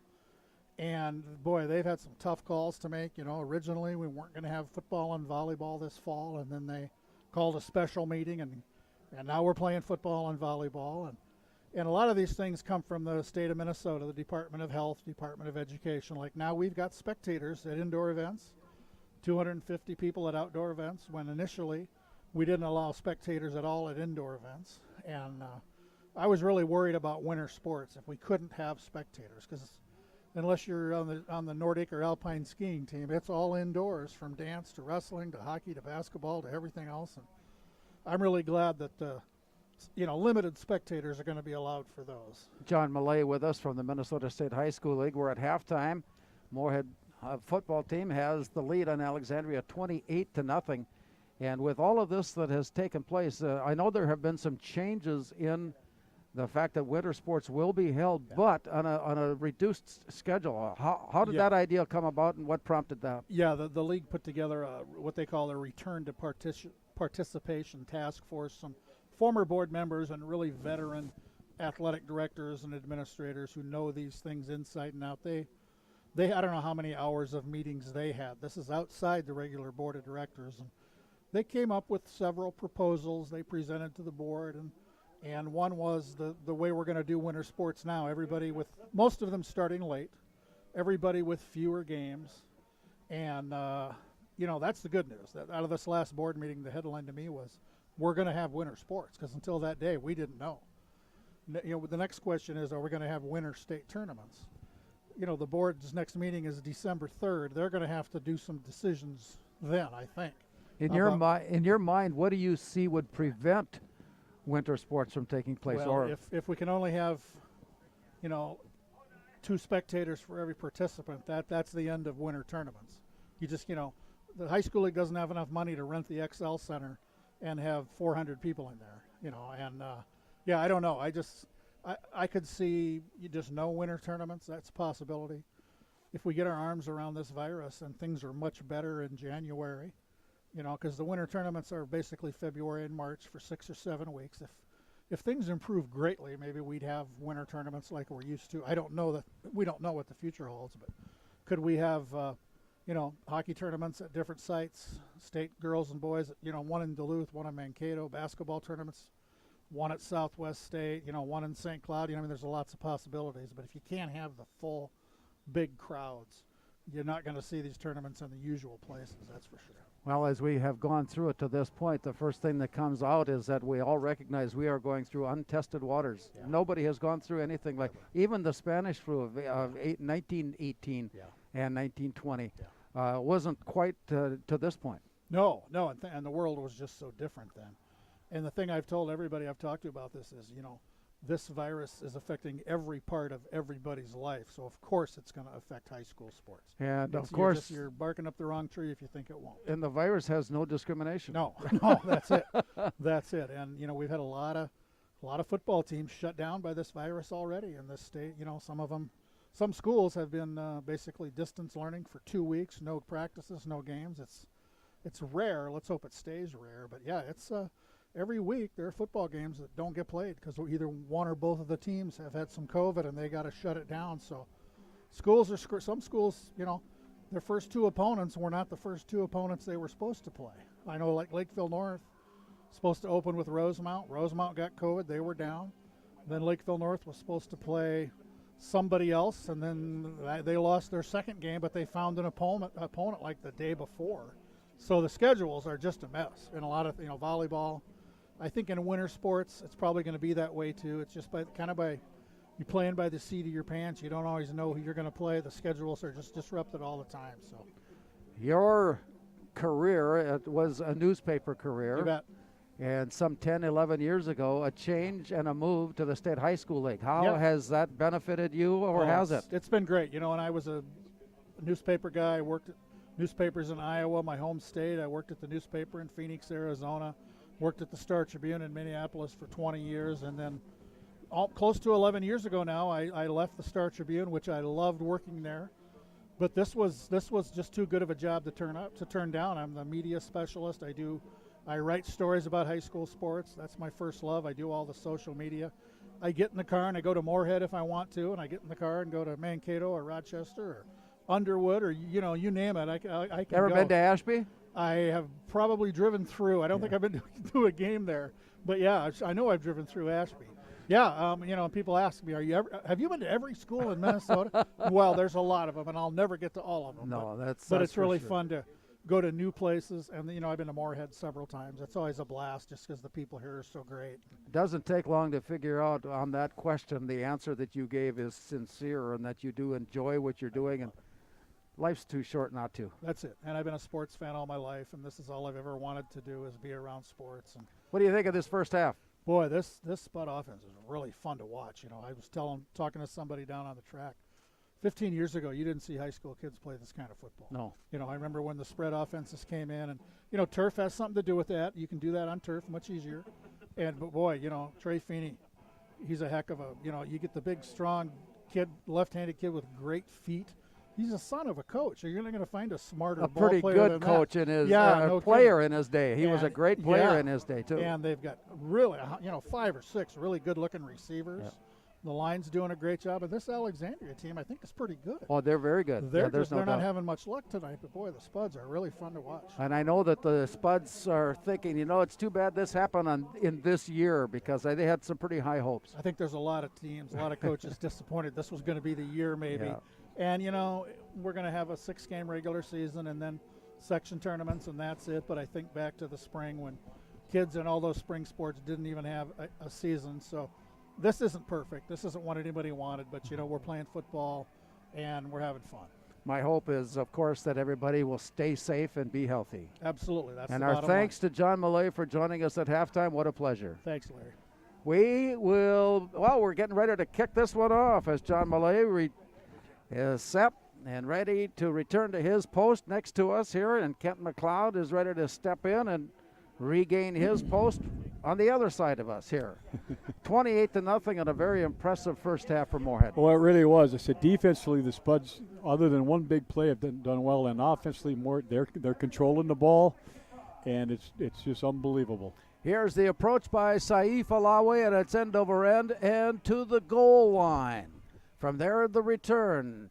Moorhead comes across the 10. He got tripped up and goes down at the 15-yard line. So once again, the Spud special teams, we haven't talked too much about them, but tonight they've come, and Thomas Myers kind of leads the way there, and he makes the stop on that play, and it's first down Cardinals. Yeah, I tell you, and let me start over. So he does such a good job of kicking the ball. He kicks it high, got it down to about the half-yard line. With all that height, and Moorhead special team, they got fast people down there. Thomas Myers came down. He made the first guy mix. Thomas made a great tackle, and I'll tell you what, inside the 15-yard line, 16-yard line is a great start for their defense. As play gets underway, wide receivers to the near side. Wide receiver to the far left side. As Carter Steffensmeyer takes the snap and swings one out to the far side, and again the Moorhead defense was right there. They put the clamps on at the 20-yard line after a 3-yard pickup. And that brings up second down and 7 now for the Cardinals, and they're going without a huddle. We've seen this from Alexandria in the past. Yep. Where if they want to change things up and get a little momentum, they will go to a no-huddle offense. Here's Steffensmeyer. Play call has been made. He rides it into the left side. And the offensive line this time charges forward up near the 24-yard line, maybe the 25. Not quite enough for the first down, but close. Yep. That time they ran that inside zone play and came off the ball. Went on a quicker count, and Moorhead was just shifting their defensive line when they did that. It's third down and a yard, again without the huddle. Wide receivers to the near side for Steffensmeyer, and they'll keep it on the ground, and this time the first down is gained. And so that little change in tempo apparently is going to work. At least it has worked so far with that run up across the 30 to the 31-yard line. Chains move forward, and it's first down, Alexandria. Yeah, they hit that hole in a hurry, and he carried Jack Newcomb for 3 yards. Wide receivers to the near side now on the open side of the field for Steffensmeyer. The snap is low, but he managed to get a handle on it. Swings it deep, and it's up for grabs, and it is incomplete. There were 3 players on the far side from Moorhead, and a penalty flag came along with it. So it's pass interference one way or the other. Yep, and it's on Moorhead. And that time Jamal Dixon was with them and got beat just a little bit, and he never turned around and looked for the ball. Then he put his arms up like this and made contact, and that's going to be an automatic interference call. They're bringing it back to the line of scrimmage here, and it'll be 15 yards. 15 yards, and that should be enough for the first down. Yes, because it was 1st and 10. Yep. The pass itself then went down and incomplete, but the penalty flag against Moorhead for pass interference, and the result is a first down for Alexandria, and they'll spot it just across their own 45, make it first down at the 46-yard line. Paul Grindy and his lines crew along the near side getting chains put down and in place. Wide receiver left, 3 receivers near right side, pistol formation. Here's Steffensmeyer riding it in, and the Spuds again come up with a stop. They have found a way tonight to spot the time, spot the play, and spot the player in a stop of Nolan Moorhead. And nice job, Jack Tykin playing that left defensive end. He just followed down. They tried to run an outside zone that way, and he came down and caught him from behind. A quick adjustment here for Alexandria to start the third quarter without a huddle. Trailing 28-0, back to pass, steps up into the pocket, now runs himself, and Steffensmeyer crossed midfield, took a hit, kept on going, finally upended and brought down at the 46-yard line. That brings, there'll be 3 yards needed yet to keep the drive going. Third down and 3. Yeah, again, Jack Tykin coming off that left side that time, got pressure on him. He stepped up. Moorhead had very good coverage downfield, Larry, so he was able to scramble for those plus yards, but nice job downfield. A crucial play in this drive for the Cardinals. Spuds fans into it on the near side with the stomp of the bleacher. Wide receivers to the left, 2 receivers near right side.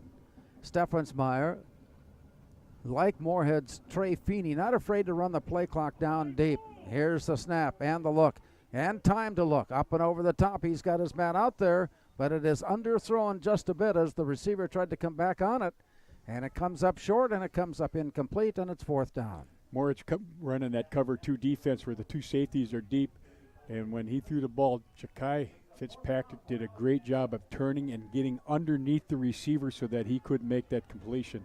Both of these teams have a couple of players, and not many, that play both ways. here early in the season. Generally, they've worked their way to a platoon system by this point and near the end of the year. Spuds have a couple of players there. Now the Spuds jump forward. The may have been coaxed, but the officials didn't see it. Instead, they saw the neutral zone infraction against Moorhead, and it'll cost 5 yards and a first down. So this drive continues for Alexandria, and they'll spot it at the 41. Yeah, and two penalties. And that time, when the quarterback decided to get up under center, the Spuds got a little antsy. When they went to move the line, two of them jumped, and they did. Both of them got in the neutral zone. 9:23 to go, third quarter. Moorhead, a 28-0 lead at the half. Alexandria now threatening here in the start of the third quarter. Gets a nice run across the 40, steps away from the play and up to the 35-yard line. One of the Moorhead getting some positive yards, something that have eluded him so far here tonight, but a nice run there by Nolan Moorhead. And it brings up 2nd down and 4. We've got a holding penalty coming on the play. Didn't see the flag, and it'll be against the Cardinals. That will nullify that run by Moorhead, and they will replay 2nd down. Yeah, they went to run a sweep. Pardon me, replay first down. Replay first down. But they ended up pulling both guards, started to run the sweep to get outside. Moorhead just saw an opening and cut underneath his guard, get downfield, and just as more players come up to make the tackle, he got held by the receiver downfield. First down and 20 for the Cardinals at their own 47-yard line. They'll put it on the ground and the run forward. The offensive line charging the way forward, and the Moorhead defensive unit comes in to pile things up at the 46. Moorhead on the carry and a gain of 4, and it's 2nd down and 16. And pretty good job that time by Moorhead's. I think it's Jackson Young or Austin Schultz. I couldn't see the number, but they ran that inside zone play, and he got across the face of the guard and made the first contact, which slowed Moorhead up, because when he gets going, he gets ahead of steam. He's tough to tackle. 3 touchdowns on the night for Moorhead's Ja'Kai Fitzpatrick, and the Spuds lead at 28-0. But the play right now belongs to Alexandria as the handoff goes to the far side, and the Spud defense is there to make the stop on a loss back at the 50-yard line, right at midfield. Now they're going to spot it at the 49, but still it's an Alexandria play for loss, and it's 3rd down. Yeah, they tried to run the outside zone to their left that time. Jack Newcomb got across the face of the tackle and caused that play not to go. When he tried to cut it back, there was Jack to make the tackle, and then Jackson Goda cleaned it up. 3rd down and 19. Carter Steffensmeyer waits for the snap. He's in a pistol formation. He has a running back alongside him, Nolan Moorhead. Here's the snap back, looking upfield, looking deep. Leans back to throw. This one is up for grabs, and it is deflected off the turf and then bounced up into the air, and it goes incomplete. They were looking on the near side. Alexandria was trying to hook up with Kristen Hoskins, and it just didn't quite connect for the Cardinals, and it's brought back now to the midfield stripe where it's 4th down. And we got to give credit to Ja'Kai Fitzpatrick again, Larry. He's playing that deep safety. He got beat for just a second, but got back, and he got just enough of that football that completion wasn't going to happen. At the end of our game tonight, our player of the game is brought to you by Bruce Johnson at Remax Realty One. Long snap, and the kick away, a short kick, lifted, and then rolls off to the far side and bouncing clear at the 30-yard line. And from there, the Spuds take over. So a promising drive by the Cardinals comes up short, and it's 1st down Moorhead. Yeah, and that time that was a very high but short kick. It was only about a 25-yard punt, and then it took a nice Spud bounce 5 yards to their better. And Alex wasn't sure what to do, and finally figured, oh, that's going the wrong way. They finally stopped it because it was still rolling towards positive yards for the Spuds. So not a bad starting place right here at about the 30, Larry. So the Spuds take over with a 28-0 lead. 7.5 minutes to go. We're halfway through the 3rd quarter. Whistle declares the ball ready. Trey Feeney stepping back from center, and he'll take a shotgun snap.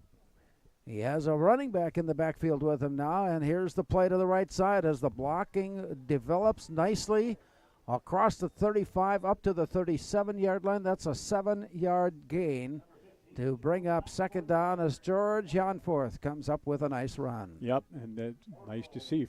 First run on first down I think we've seen quite a while, but Janforth did a nice job. Again, they ran that little wham play back to the right.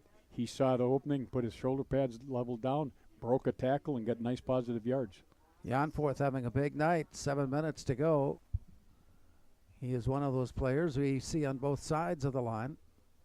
Meanwhile, Trey Feeney watching the play clock run down, still 5 seconds to put the ball in play as he's in the pocket and looking. They'll keep it on the ground with a run forward across the 40 and up to about the 41, maybe the 42-yard line. That's enough for the first down. Chains move on.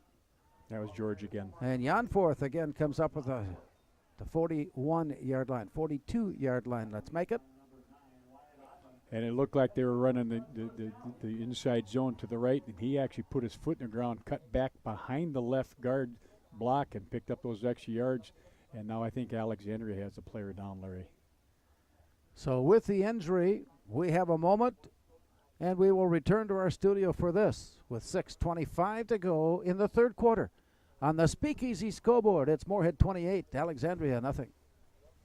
Hi, this is Rob By from Fargo Linoleum. Let's Back do in 30 seconds here, when 30. we were established, linoleum was a pop.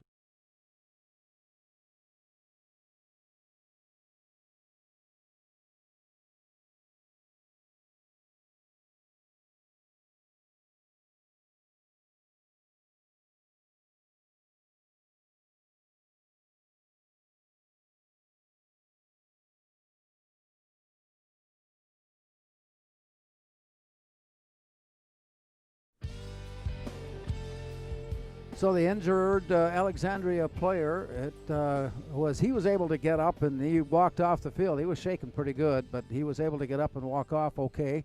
And so with 6:25 now showing here in the third quarter, Moorhead back on with Trey Feeney looking. He's calmly setting it up, and Michael Hago had it on his hands. He was ready to go a long ways, and it simply fell away and to the turf, incomplete. He did a nice job. He was the outside receiver of the trips. They cleared out. He ran that quick slant. Ball was right on the money. And again, and it happened, especially with he's only sophomore. He peaked, Larry. He peaked just a little too soon and wasn't able to secure it. 6:22 to go in the third. Moorhead back up, now facing second down and 10. Wide receiver, one receiver to the far side. A little different formation for the Spuds here now here in the third quarter. Two receivers on the near left. Trey Feeney has a wing on the right and a running back alongside him. Here's the snap, and the call goes to the run. And across the 45, up near the 47. Ball may have come loose. Alexandria says they have picked it up. And I think they have. We're waiting to hear from the official. Yep. Everybody's changing except the officials haven't declared the ball, but let's go with what we see. The referee did. Okay. Yep. So Moorhead on the fumble and recovered by Alexandria. It's first down. Cardinals at the Spuds' 48-yard line. That's too bad. It was a nice play. It was developing pretty good. They ran the wham play. They brought in Mahmoud to be the wham blocker. He did it. Janforth saw it cut behind, and when he did it, somebody got an arm on him, and the ball went forward on him. So from the 48-yard line, here's the play. Long snap and the play. Moorhead looking for some room, dancing for some room. He made a cut and he got stood up and brought down. And the the play goes right to the 45-yard line. And again, that's a lot of running for only about a 2-yard gain. They ran the power play that time where they pulled the backside guard, brought him up, seen Moorhead read it. But again, Moorhead's getting good line surges, Larry, so that there's not a lot of cutting backs. And then Jackson Goda comes up inside and makes the stop. Second down and 7. 5.5 minutes to go here, third quarter. Alexandria across midfield and in Spuds territory, looking, passing, near side, catch made. A short gain at about the 40-yard line. And the reception there for the Cardinals. Aaron Stotesbury making the catch, but for short yardage, and it's third down. Again, just run that little 5-yard hitch, and Caden Berg read that perfectly, came up, made a quick hit, and then he also got help from Maxwell Delbrun. One receiver left, one receiver right, tight ends either side. And the play goes to Moorhead. He's got the first down. Very patient approach for the Cardinal offense now. It's a time-consuming offense, but they're looking to get on the board and get something started with 4:55 to go before they unleash the Dogs. And a nice job again of him reading that. They run that inside zone. They actually got their hats to the second level, so he was able to cut that back for pretty good yards. Receiver either side, tight end either side. Steffensmeyer hands off on the near side, Moorhead. Moorhead is there to make the play. Heads up and on the stop, that Moorhead tackle from Maxwell Del Bruin, who continues to play well early on in his Spuds career. Played on the sophomore team a year ago. He's a junior and playing well. Playing very well, and again, they pulled the front side guard at the time, trying to run like a C block. Maxwell made sure he kept his outside leverage, made the stop. Wing on the near right side, wide receiver right, two receivers far left side for Steffensmeyer. Making an adjustment in the backfield. Here's the draw play to Moorhead. He's got some good speed. He stepped across quickly and at the 30, catching the Spuds just a little bit off guard on that quick play. At the line of scrimmage, Moorhead works his way all the way down to the 20, just outside the 25-yard line, and it's 3rd down and a yard. Yeah, and they run that outside zone play. They're just zone blocking up front with their double tight and double wide receiver, and he gets up there in a hurry, and now they have a player down again. Another injury here sir. by Alexandria, and so play has stopped for that. The Spuds will be on the road again next week, and they will travel to Sartell for Game 3 of this young schedule. Sartell, of course, has been one of those teams that on a given year they've been very tough, very tough. Last couple of years, Moorhead has been able to eke out their wins against the Sabres, and we'll be trying to pick up another win coming up this next Friday night from Sartell. Hope that you can join us right here on 970 WDAY. Moorhead is up, and he trots off the field. He'll have to miss this play. He'll be back in soon. The way he left the field, he'll be ready to play. I think he was just a little bit gassed. He got hit low on that one, so it just, those hurt a little bit, but he got up and walked off his own. Oh, nice to see that, too, by the way. 3:33 to go, third quarter. 3rd down and about a yard. Steffensmeyer. 2 men in the backfield, one on either side. Waiting for the snap.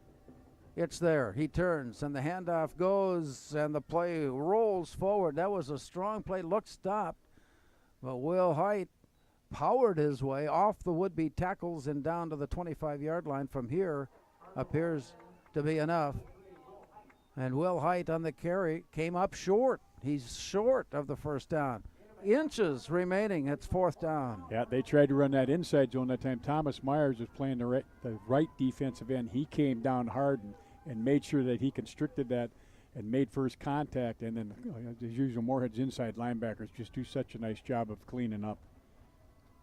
Crucial play, may go a long ways towards deciding the outcome here tonight, as the Cardinals with 4th and inches keep it on the ground. They've got the first down as Height again with the carry to the 21-yard line. He was sprinting for the goal line, but got tripped up and brought down. Will Height on the carry for first down at the 21-yard line. Yeah, nice line surge by Alexandria that time. That time they ran almost like a cross buck where he faked it to the first back and then came back on the other side.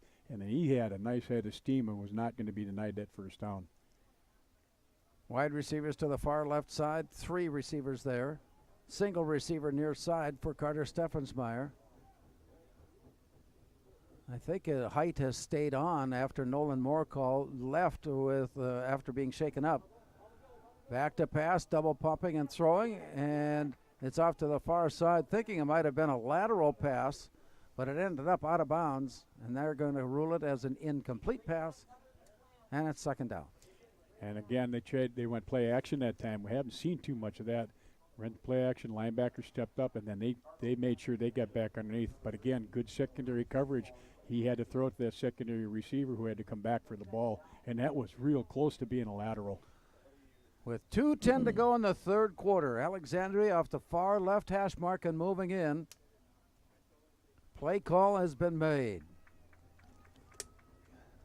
To the open side, near side of the field, 2 receivers.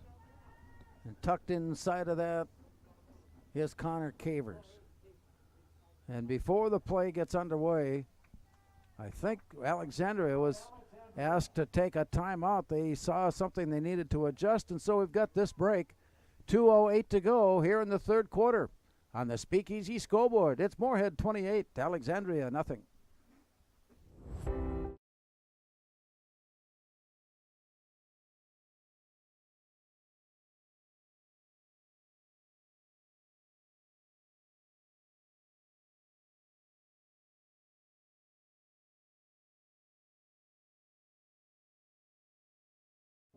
Revive Professional Massage Therapy Clinic.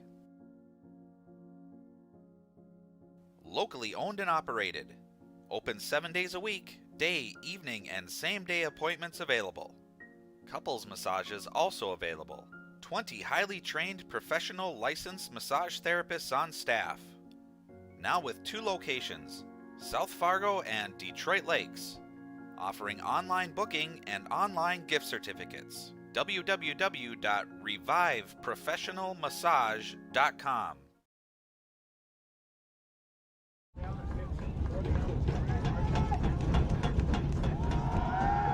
Out of the timeout, dropping into the pocket to throw, and a high pass throw, and too high, too far. He had a man open at the end zone, but it was overthrown, and a nice toss to the end zone by Carter Steffensmeyer, but incomplete. And we're going to have to credit Jack Tyken with that ball being that high, because he came out and got good pressure and got a hand on him just a little bit when he was throwing the ball there, and I think that caused the ball to come out of his hand a little funky. Sets up 3rd and 15 for the Cardinals. 2:03 to go. Time will start here in the third quarter. 3 different receivers on the near side, 2 on the far left. Empty backfield. Here's the look upfield. Double clutching and throwing, and again just offline. Steffensmeyer had his man open on the far side, but threw him wide, and that brings up 4th down. Yeah, he stepped up in the pocket that time, and he had the receiver had run a real deep curl, and he just had the ball sailed to the left of him. But again, Moorhead's getting pressure on him where he's got to step up and throw the ball. And when he does that, he kind of throws that sidearm, and it seems like that makes the ball kind of sail on him a little bit. With 1:59 to go, the Cardinals here in the third quarter at the Spuds 25-yard line, facing 4th down and 15. The snap is back, and here's the roll near side by Steffensmeyer. Still looking, and as the pressure comes down, he throws it and throws it away. He had a man in the end zone, but there was no chance of getting the ball to him with a pass, with the coverage that Moorhead had. And the pass thrown long and wide, and the forces the turnover on downs, and the Spuds take over, holding that goose egg in place on the scoreboard. It's 28-0 Spuds as the offense comes back on. And not good. Again, a nice coverage by the Spuds. Cadenberg just kept his leverage outside out there. When he had to roll out, I don't think it was designed to be a rollout at first. When he rolled out, he had to throw the ball and run. And when he let it go, it just sailed out of bounds. But again, good coverage and pretty good pressure by the Spuds defense that time, too. Just enough to disrupt the play. And here comes Trey Feeney and company. As we near the end of the third quarter, Spuds holding a 28-0 advantage. Trey Feeney will step forward now and off to the side, making a play call change. He knows the game so well. He has complete confidence in knowing that he can do it at any time. Here's the toss off to the far side. Fake left, drive right, still running. Looking for room at the 35. And then stepping out on the far side, Blake Walthall. On the reception and run close to the 1st down. Let's see where they spot him. Looks to be short. It'll be 2nd down and about a yard. And again, just a nice job by Blake. Again, timing route, quick curl, and he gets extra yards every time after he catches the ball. Again, a reminder, at the conclusion of tonight's game, we will nominate for our player of the game, brought to you by Bruce Johnson at Remax Realty One. He's going to be short. And again, the Spuds, well, he just did get it across. Just did get it long enough. And it's 1st down Spuds now at the 36-yard line. And nice job by Trey that time, because he just got what he needed and then did the slide. Here's a throw out to the far side. Catching it on the run Ball came loose, but I think the play already down at the 41-yard line near the 42. That was Blake. And Blake Walthall with another catch. Good for 5 yards, and it's second down. Yep, just ran that timer out, a quick slant inside, got positive yards, got hit right away, but here's Trey Feeney looking, standing in the pocket and throwing near side, and it's incomplete. He threw a strike down near the knees, and Michael Haugo went down there to try to corral it, but it bounced away, dropping away incomplete with 40 seconds to go. yeah, Trey had to step up in the pocket that time, and he was Haugo's on a slant place, but Height had nice coverage on him, and as soon as the ball was there, he was able to strip it, but now the Spuds also have a holding call, Larry. Mahmoud Jonas has checked in, and we've talked about his abilities to be a blocker. From that, we might be able to assume, or at least conclude, that there will be a running play coming up. Yeah, maybe. But with the situation at 2nd and 20, Maybe that not. might dictate a pass. Maybe not. Maybe not.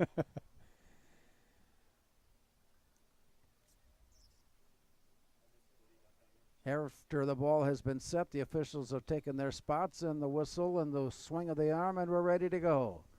40 seconds to go here in the third. Looking upfield, and there's the throw, and that one is incomplete. He was looking for Blake Walthall, and it just was misfired. And so with that, a quick play there by the Spuds brings up second down. Yeah, Blake was lined up outside on the right, and just a real deep crossing route, and Trey had to step up a little bit, and when he did, he didn't quite get his feet set the way he wanted to, so the ball sailed a little high on him. That sets up 3rd down and 20. That's the first time we've seen something like this tonight where they've got a 3rd down and real long. Michael Haugo on the near side. Receiver inside of him. Receiver wide, far right. Here's Trey Feeney. Pistol formation, backs on either side. Here's the snap back, and they'll put it on the ground. Here's a nice run up across the 30 and to about the 33-yard line. Jan Forth with that carry. And Height comes up with a stop. He's having a great second half. He's in on the plays offensively, in on the plays defensively for Alexandria.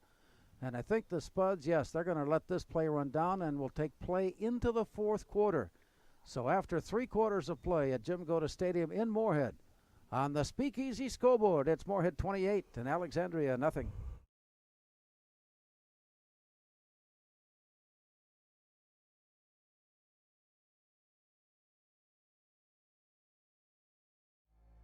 Get up. Your dreams don't hit snooze. Because if you snooze, you might miss your opportunity to improve your craft. Put in the work. Your opportunity to be the best.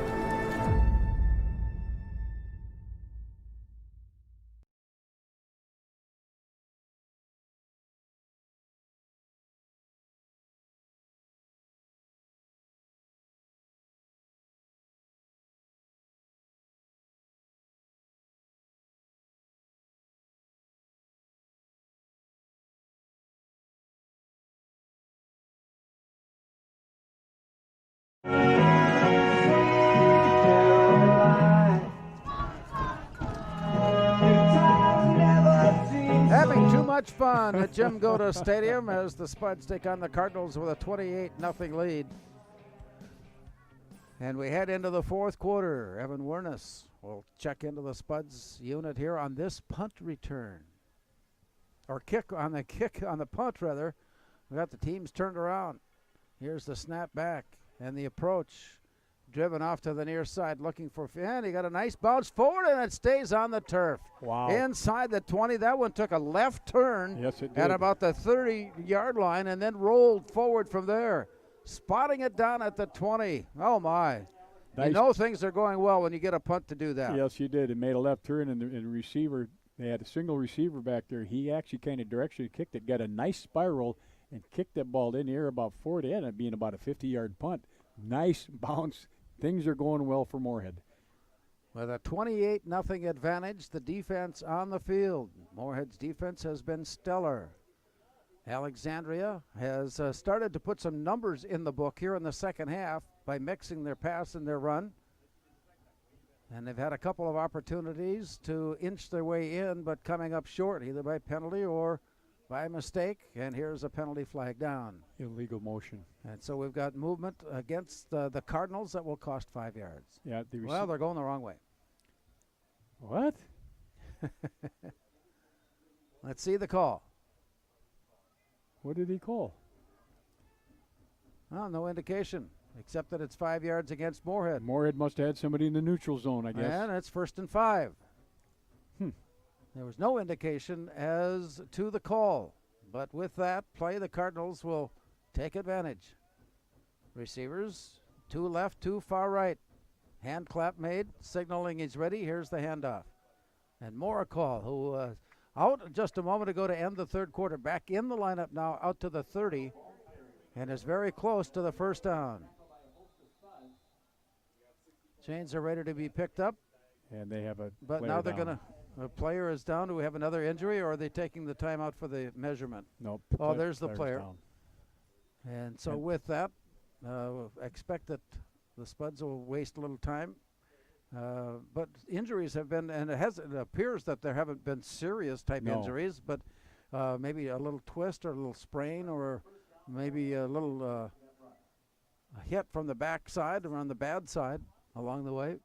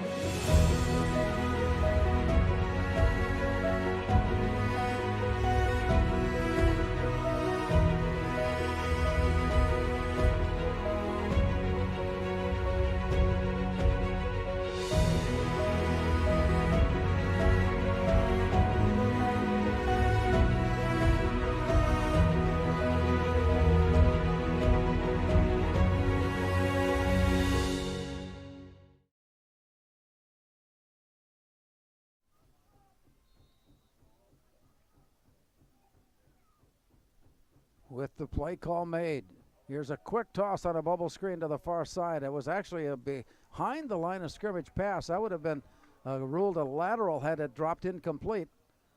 But the Spuds defense spotting the play, bring it down for a loss. And a loss of 4 yards on it, a 2nd down and 14. Yeah, as soon as that guy went in motion and backed up like that, Julio Ngati was out there in a hurry, and when he caught that pass, he stopped him dead in his tracks, and that's about a 4 or 5 yard loss, but a nice recognition of the play by Ngati. 11-11 remaining here in tonight's game. Spuds are on the road next week at Sartell as they take on the Sabres with a 7 o'clock kickoff. Steffensmeyer waiting. Everybody stays calm. Back to pass. Double clutching. Wants to throw deep, and there's nobody there. He looked and thought he had a man open, and then he kind of, with happy feet, threw the ball away. They tried to run a go route, and then the other receiver backed up like he was going to do the bubble screen. And Austin Altenpeter read it perfectly, and he was standing right next to him, so the quarterback did the right thing. He threw it away. It's 3rd down and 15.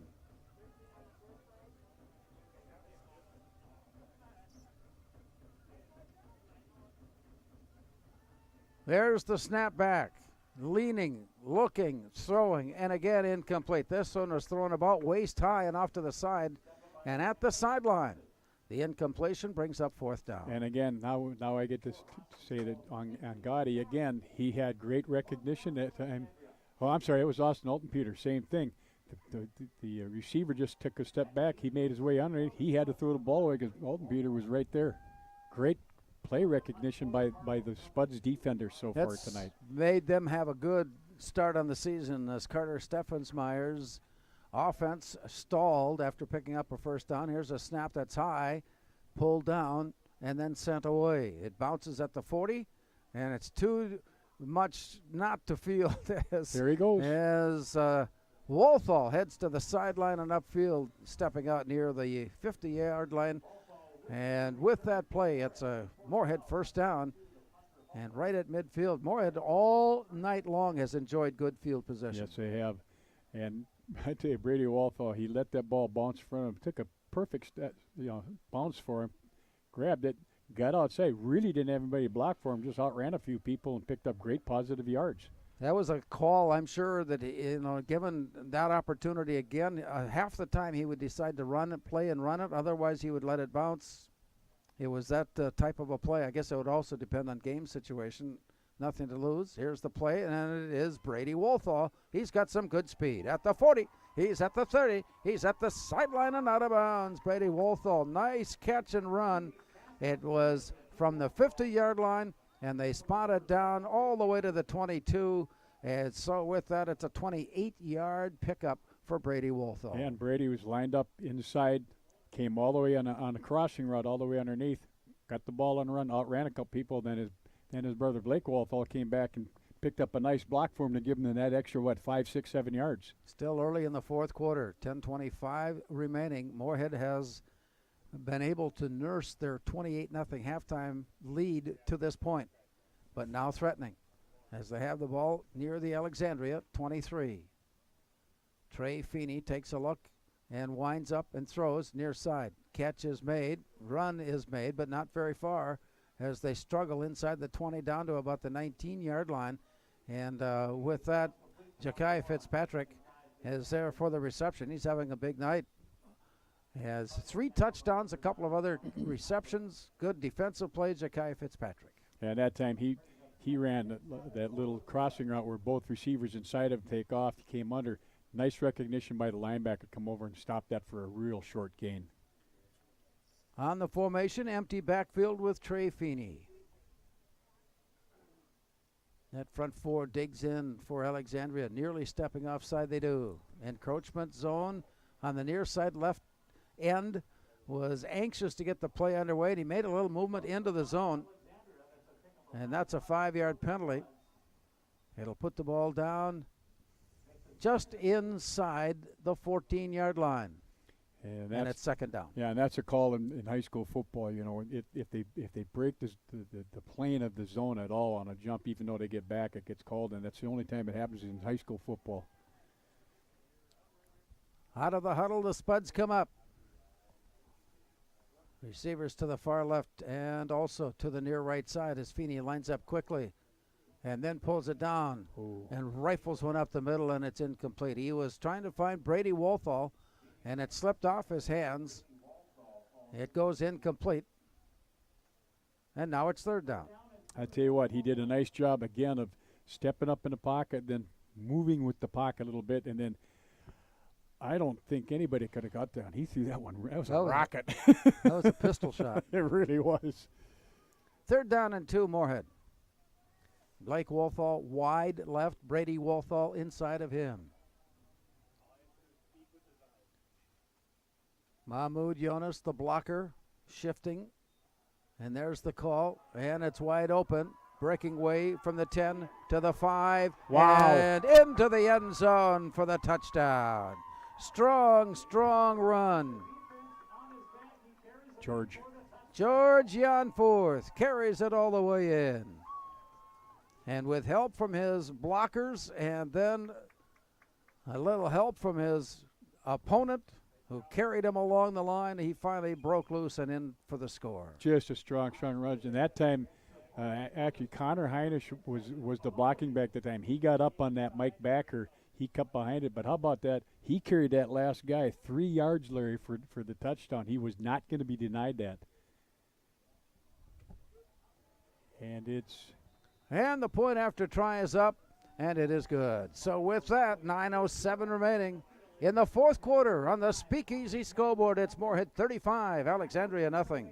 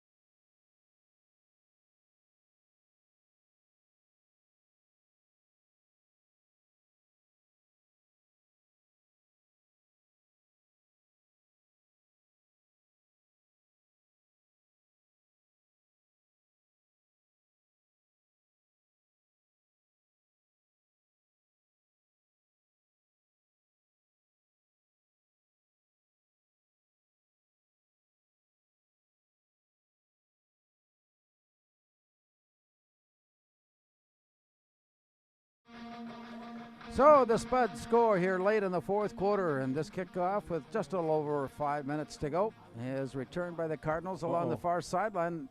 And we have seen that play, that explosive play on special teams before in past years from the Cardinals in games that have been a lot more closely played or in fact have been favoring Alexandria. Tonight, however, it's a different story. The Spuds with a 42-0 advantage with 4:56 to play.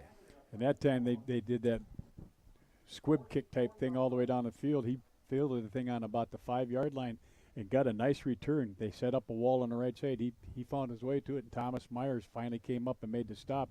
He was about that close from breaking that one. A quick huddle along the far sideline by the Cardinals. Render that at the end of the game today, during our postgame report, our player of the game brought to you by Bruce Johnson at Remax Realty One. Long count, long snap, waiting. There it is, and they'll put it on the ground to run. And with that play up to about the 42-yard line, a short gain of 2 on that play, and it's second down and still 8 yards needed. A nice job by the Spuds interior defensive line that time. Mahmoud Jonas playing that tackle spot, got over, made first hit in the Jackson Goda, who we haven't said his name a lot tonight, but he's always there to make the play, and he finished it off. It's difficult at times to realize just how much of an impact the front four have because they get so mixed into the play immediately. It's hard to recognize who does what on those. We can pick out some of the plays from the linebacking core, but this time we have no trouble understanding that the Spuds front four with Jake Tilke coming up with the stop. He wrapped it up, and that brings up third down. And Mahmoud Jonas that time, he's playing right defensive tackle at 5'6", but he pushed back that guard, and the vehicle came down and did a nice job of finishing it off. Here's the throw off to the far side, and the Spuds defense is again there. And on the impact to knock the ball away, it's ruled as incomplete. Clock is running with 3:42 remaining. Yep, ran a hitch play, tried to get enough for the first down, and Caden Berg again, good coverage right when the ball got there. He did a nice club and rake, knocked the ball away from the receiver, and brings up fourth down, and they might as well go for it because they got nothing to lose here. Oh, that's a fact. Needing to get midfield before the down marker will change. Steffensmeyer waits for the snap, and there it is. Stepping, looking, throwing, far side. And it's ruled incomplete. He may have made the catch, but he was out of bounds. Yep. May have made the catch, but it was out of bounds at midfield. And so on the exchange, Spuds will have it. And it's first down. And again, good pressure from those front four there. We haven't called them up, but Thielke got in the quarterback's line of vision. So when he put his arms up, he had to throw the ball over around him. And so that ball sailed out of bounds. I think the young man caught it, but he was about 3-4 feet out of bounds when he caught it. Spuds will get this play underway with less than 2.5 minutes remaining.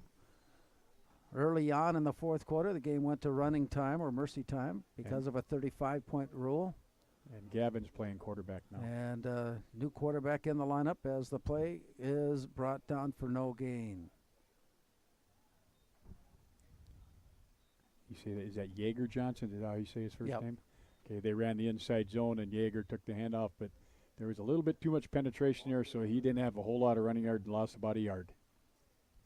Second down and 11. Mackay Elmore comes into the lineup. David Lundell, who was in that last series of plays on the sideline now with that exchange with Elmore, both of which are on the Spud Boys basketball team. A lot of the double duty players here tonight for the Spuds as the play goes off and just did cross over the 45 to the 44-yard line. And that was Yeager again. Moorhead is a minute and 25 seconds away from picking up a second very impressive win against two pretty good football teams, defeating Buffalo a week ago and tonight Alexandria. And next week they'll be tested once again as they take to the road to play at Sartell.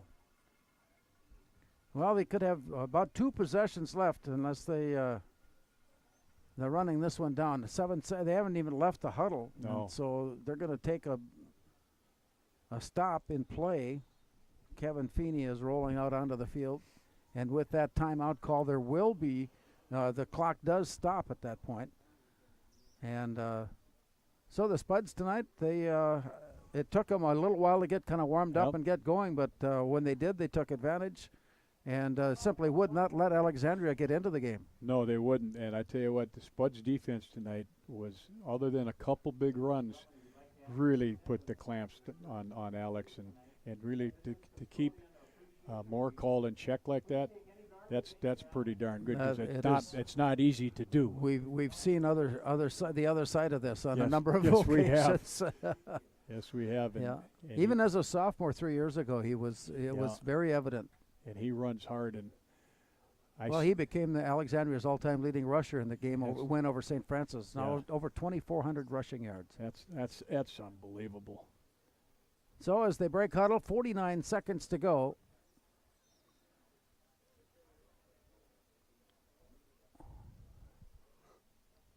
Gavin Quaid, hands off. Here's the run. Up the middle, then to the near side. Still on his feet and working. And with that play, Arzine Shaheen. The play. And I think that's going to run it down. Yes, the time on the play clock, game clock rather, is less than the play clock. And that means the Spuds don't have to run another play. And so a very impressive performance here tonight from the Moorhead Spud football team as they work their mark up to 2-0 with the win over the Alexandria Cardinals. They'll celebrate and then get ready for Sartell. Our final score on the Speakeasy scoreboard: Moorhead 42, Alexandria nothing.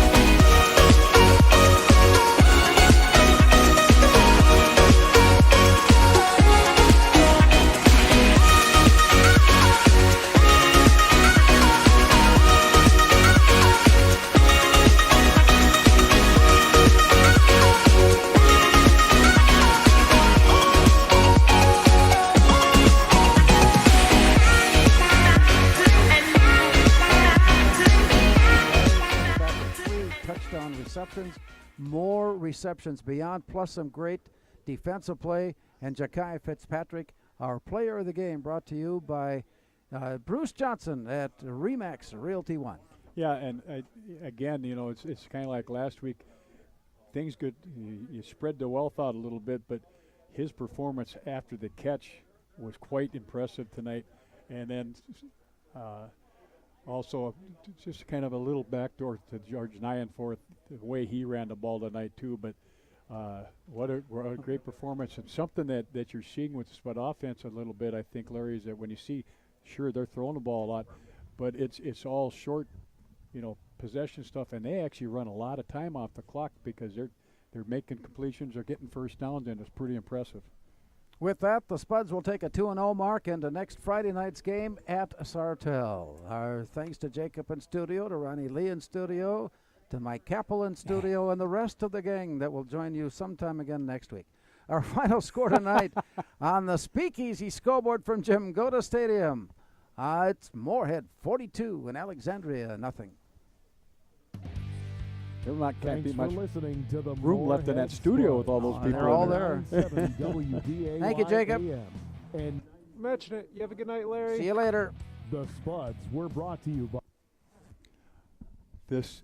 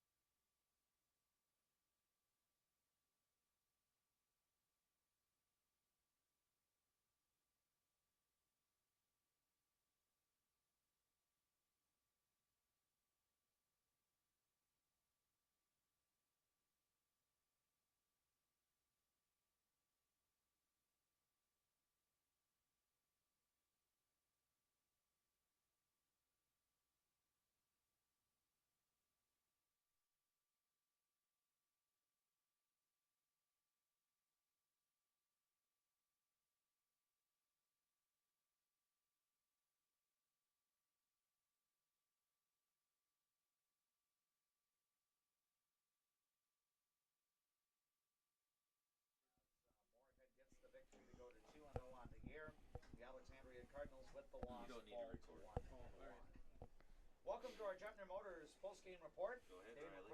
I'm here with our Remax Realty player of the game, Ja'Kai Fitzpatrick. Ja'Kai, you got the first touchdown of the game. Describe to me what you saw as Trey Feeney scrambled around. He found you in the back of the end zone. Well, at that point, I was just trying to get open and try to make it easier on my quarterback, and it was just a scratch play. It was a great play by Trey Feeney. Yeah, you had 3 touchdowns on the night. Last week it was Blake and Brady Walthall doing most of the receiving, and now tonight you got your chance to shine. How nice is it to play with those 2 talented individuals on the outside with you at that wide receiver position? Hey, man, it's fun. Just going to practice with them every day. Just love it. Just love it. They're great teammates, great players. Just outstanding. Love being in this squad right now. Yeah, so not only did you have 3 touchdowns on the offensive side, you also played a big part. You played safety tonight on the defense in that shutout of Alexandria. What was the attitude coming in from the defense tonight, and what does a shutout mean to you guys along the defensive group? It's just wonderful. I'm blessed, man. Our defense is blessed, man. I'm just proud of our whole defense, shutting it down. Last year we lost second game, same week. I'm just glad we performed that way. It's very good. Last game I didn't play due to an injury. I'm just glad we're here. All right, you guys rolled to a win last week against Buffalo. You come out, do the same thing tonight. What's the attitude of the Moorhead Spud football team right now, and how fun is it to go out there on Friday nights and dominate like this? Just move on to the next week. Keep on winning. We gotta focus. Keep our heads up. Don't get unfocused. Just stay straight. Stay focused. It's a great win today. Great win with my boys. Great defensive job. Great O job. Shout out to my O line. Great job. D line balled out. And shout out to Pussycats. Meow. That is our Remax Realty player of the game, Ja'Kai Fitzpatrick, as the Spuds roll to a victory in this one. Thank you for joining us tonight, Ja'Kai.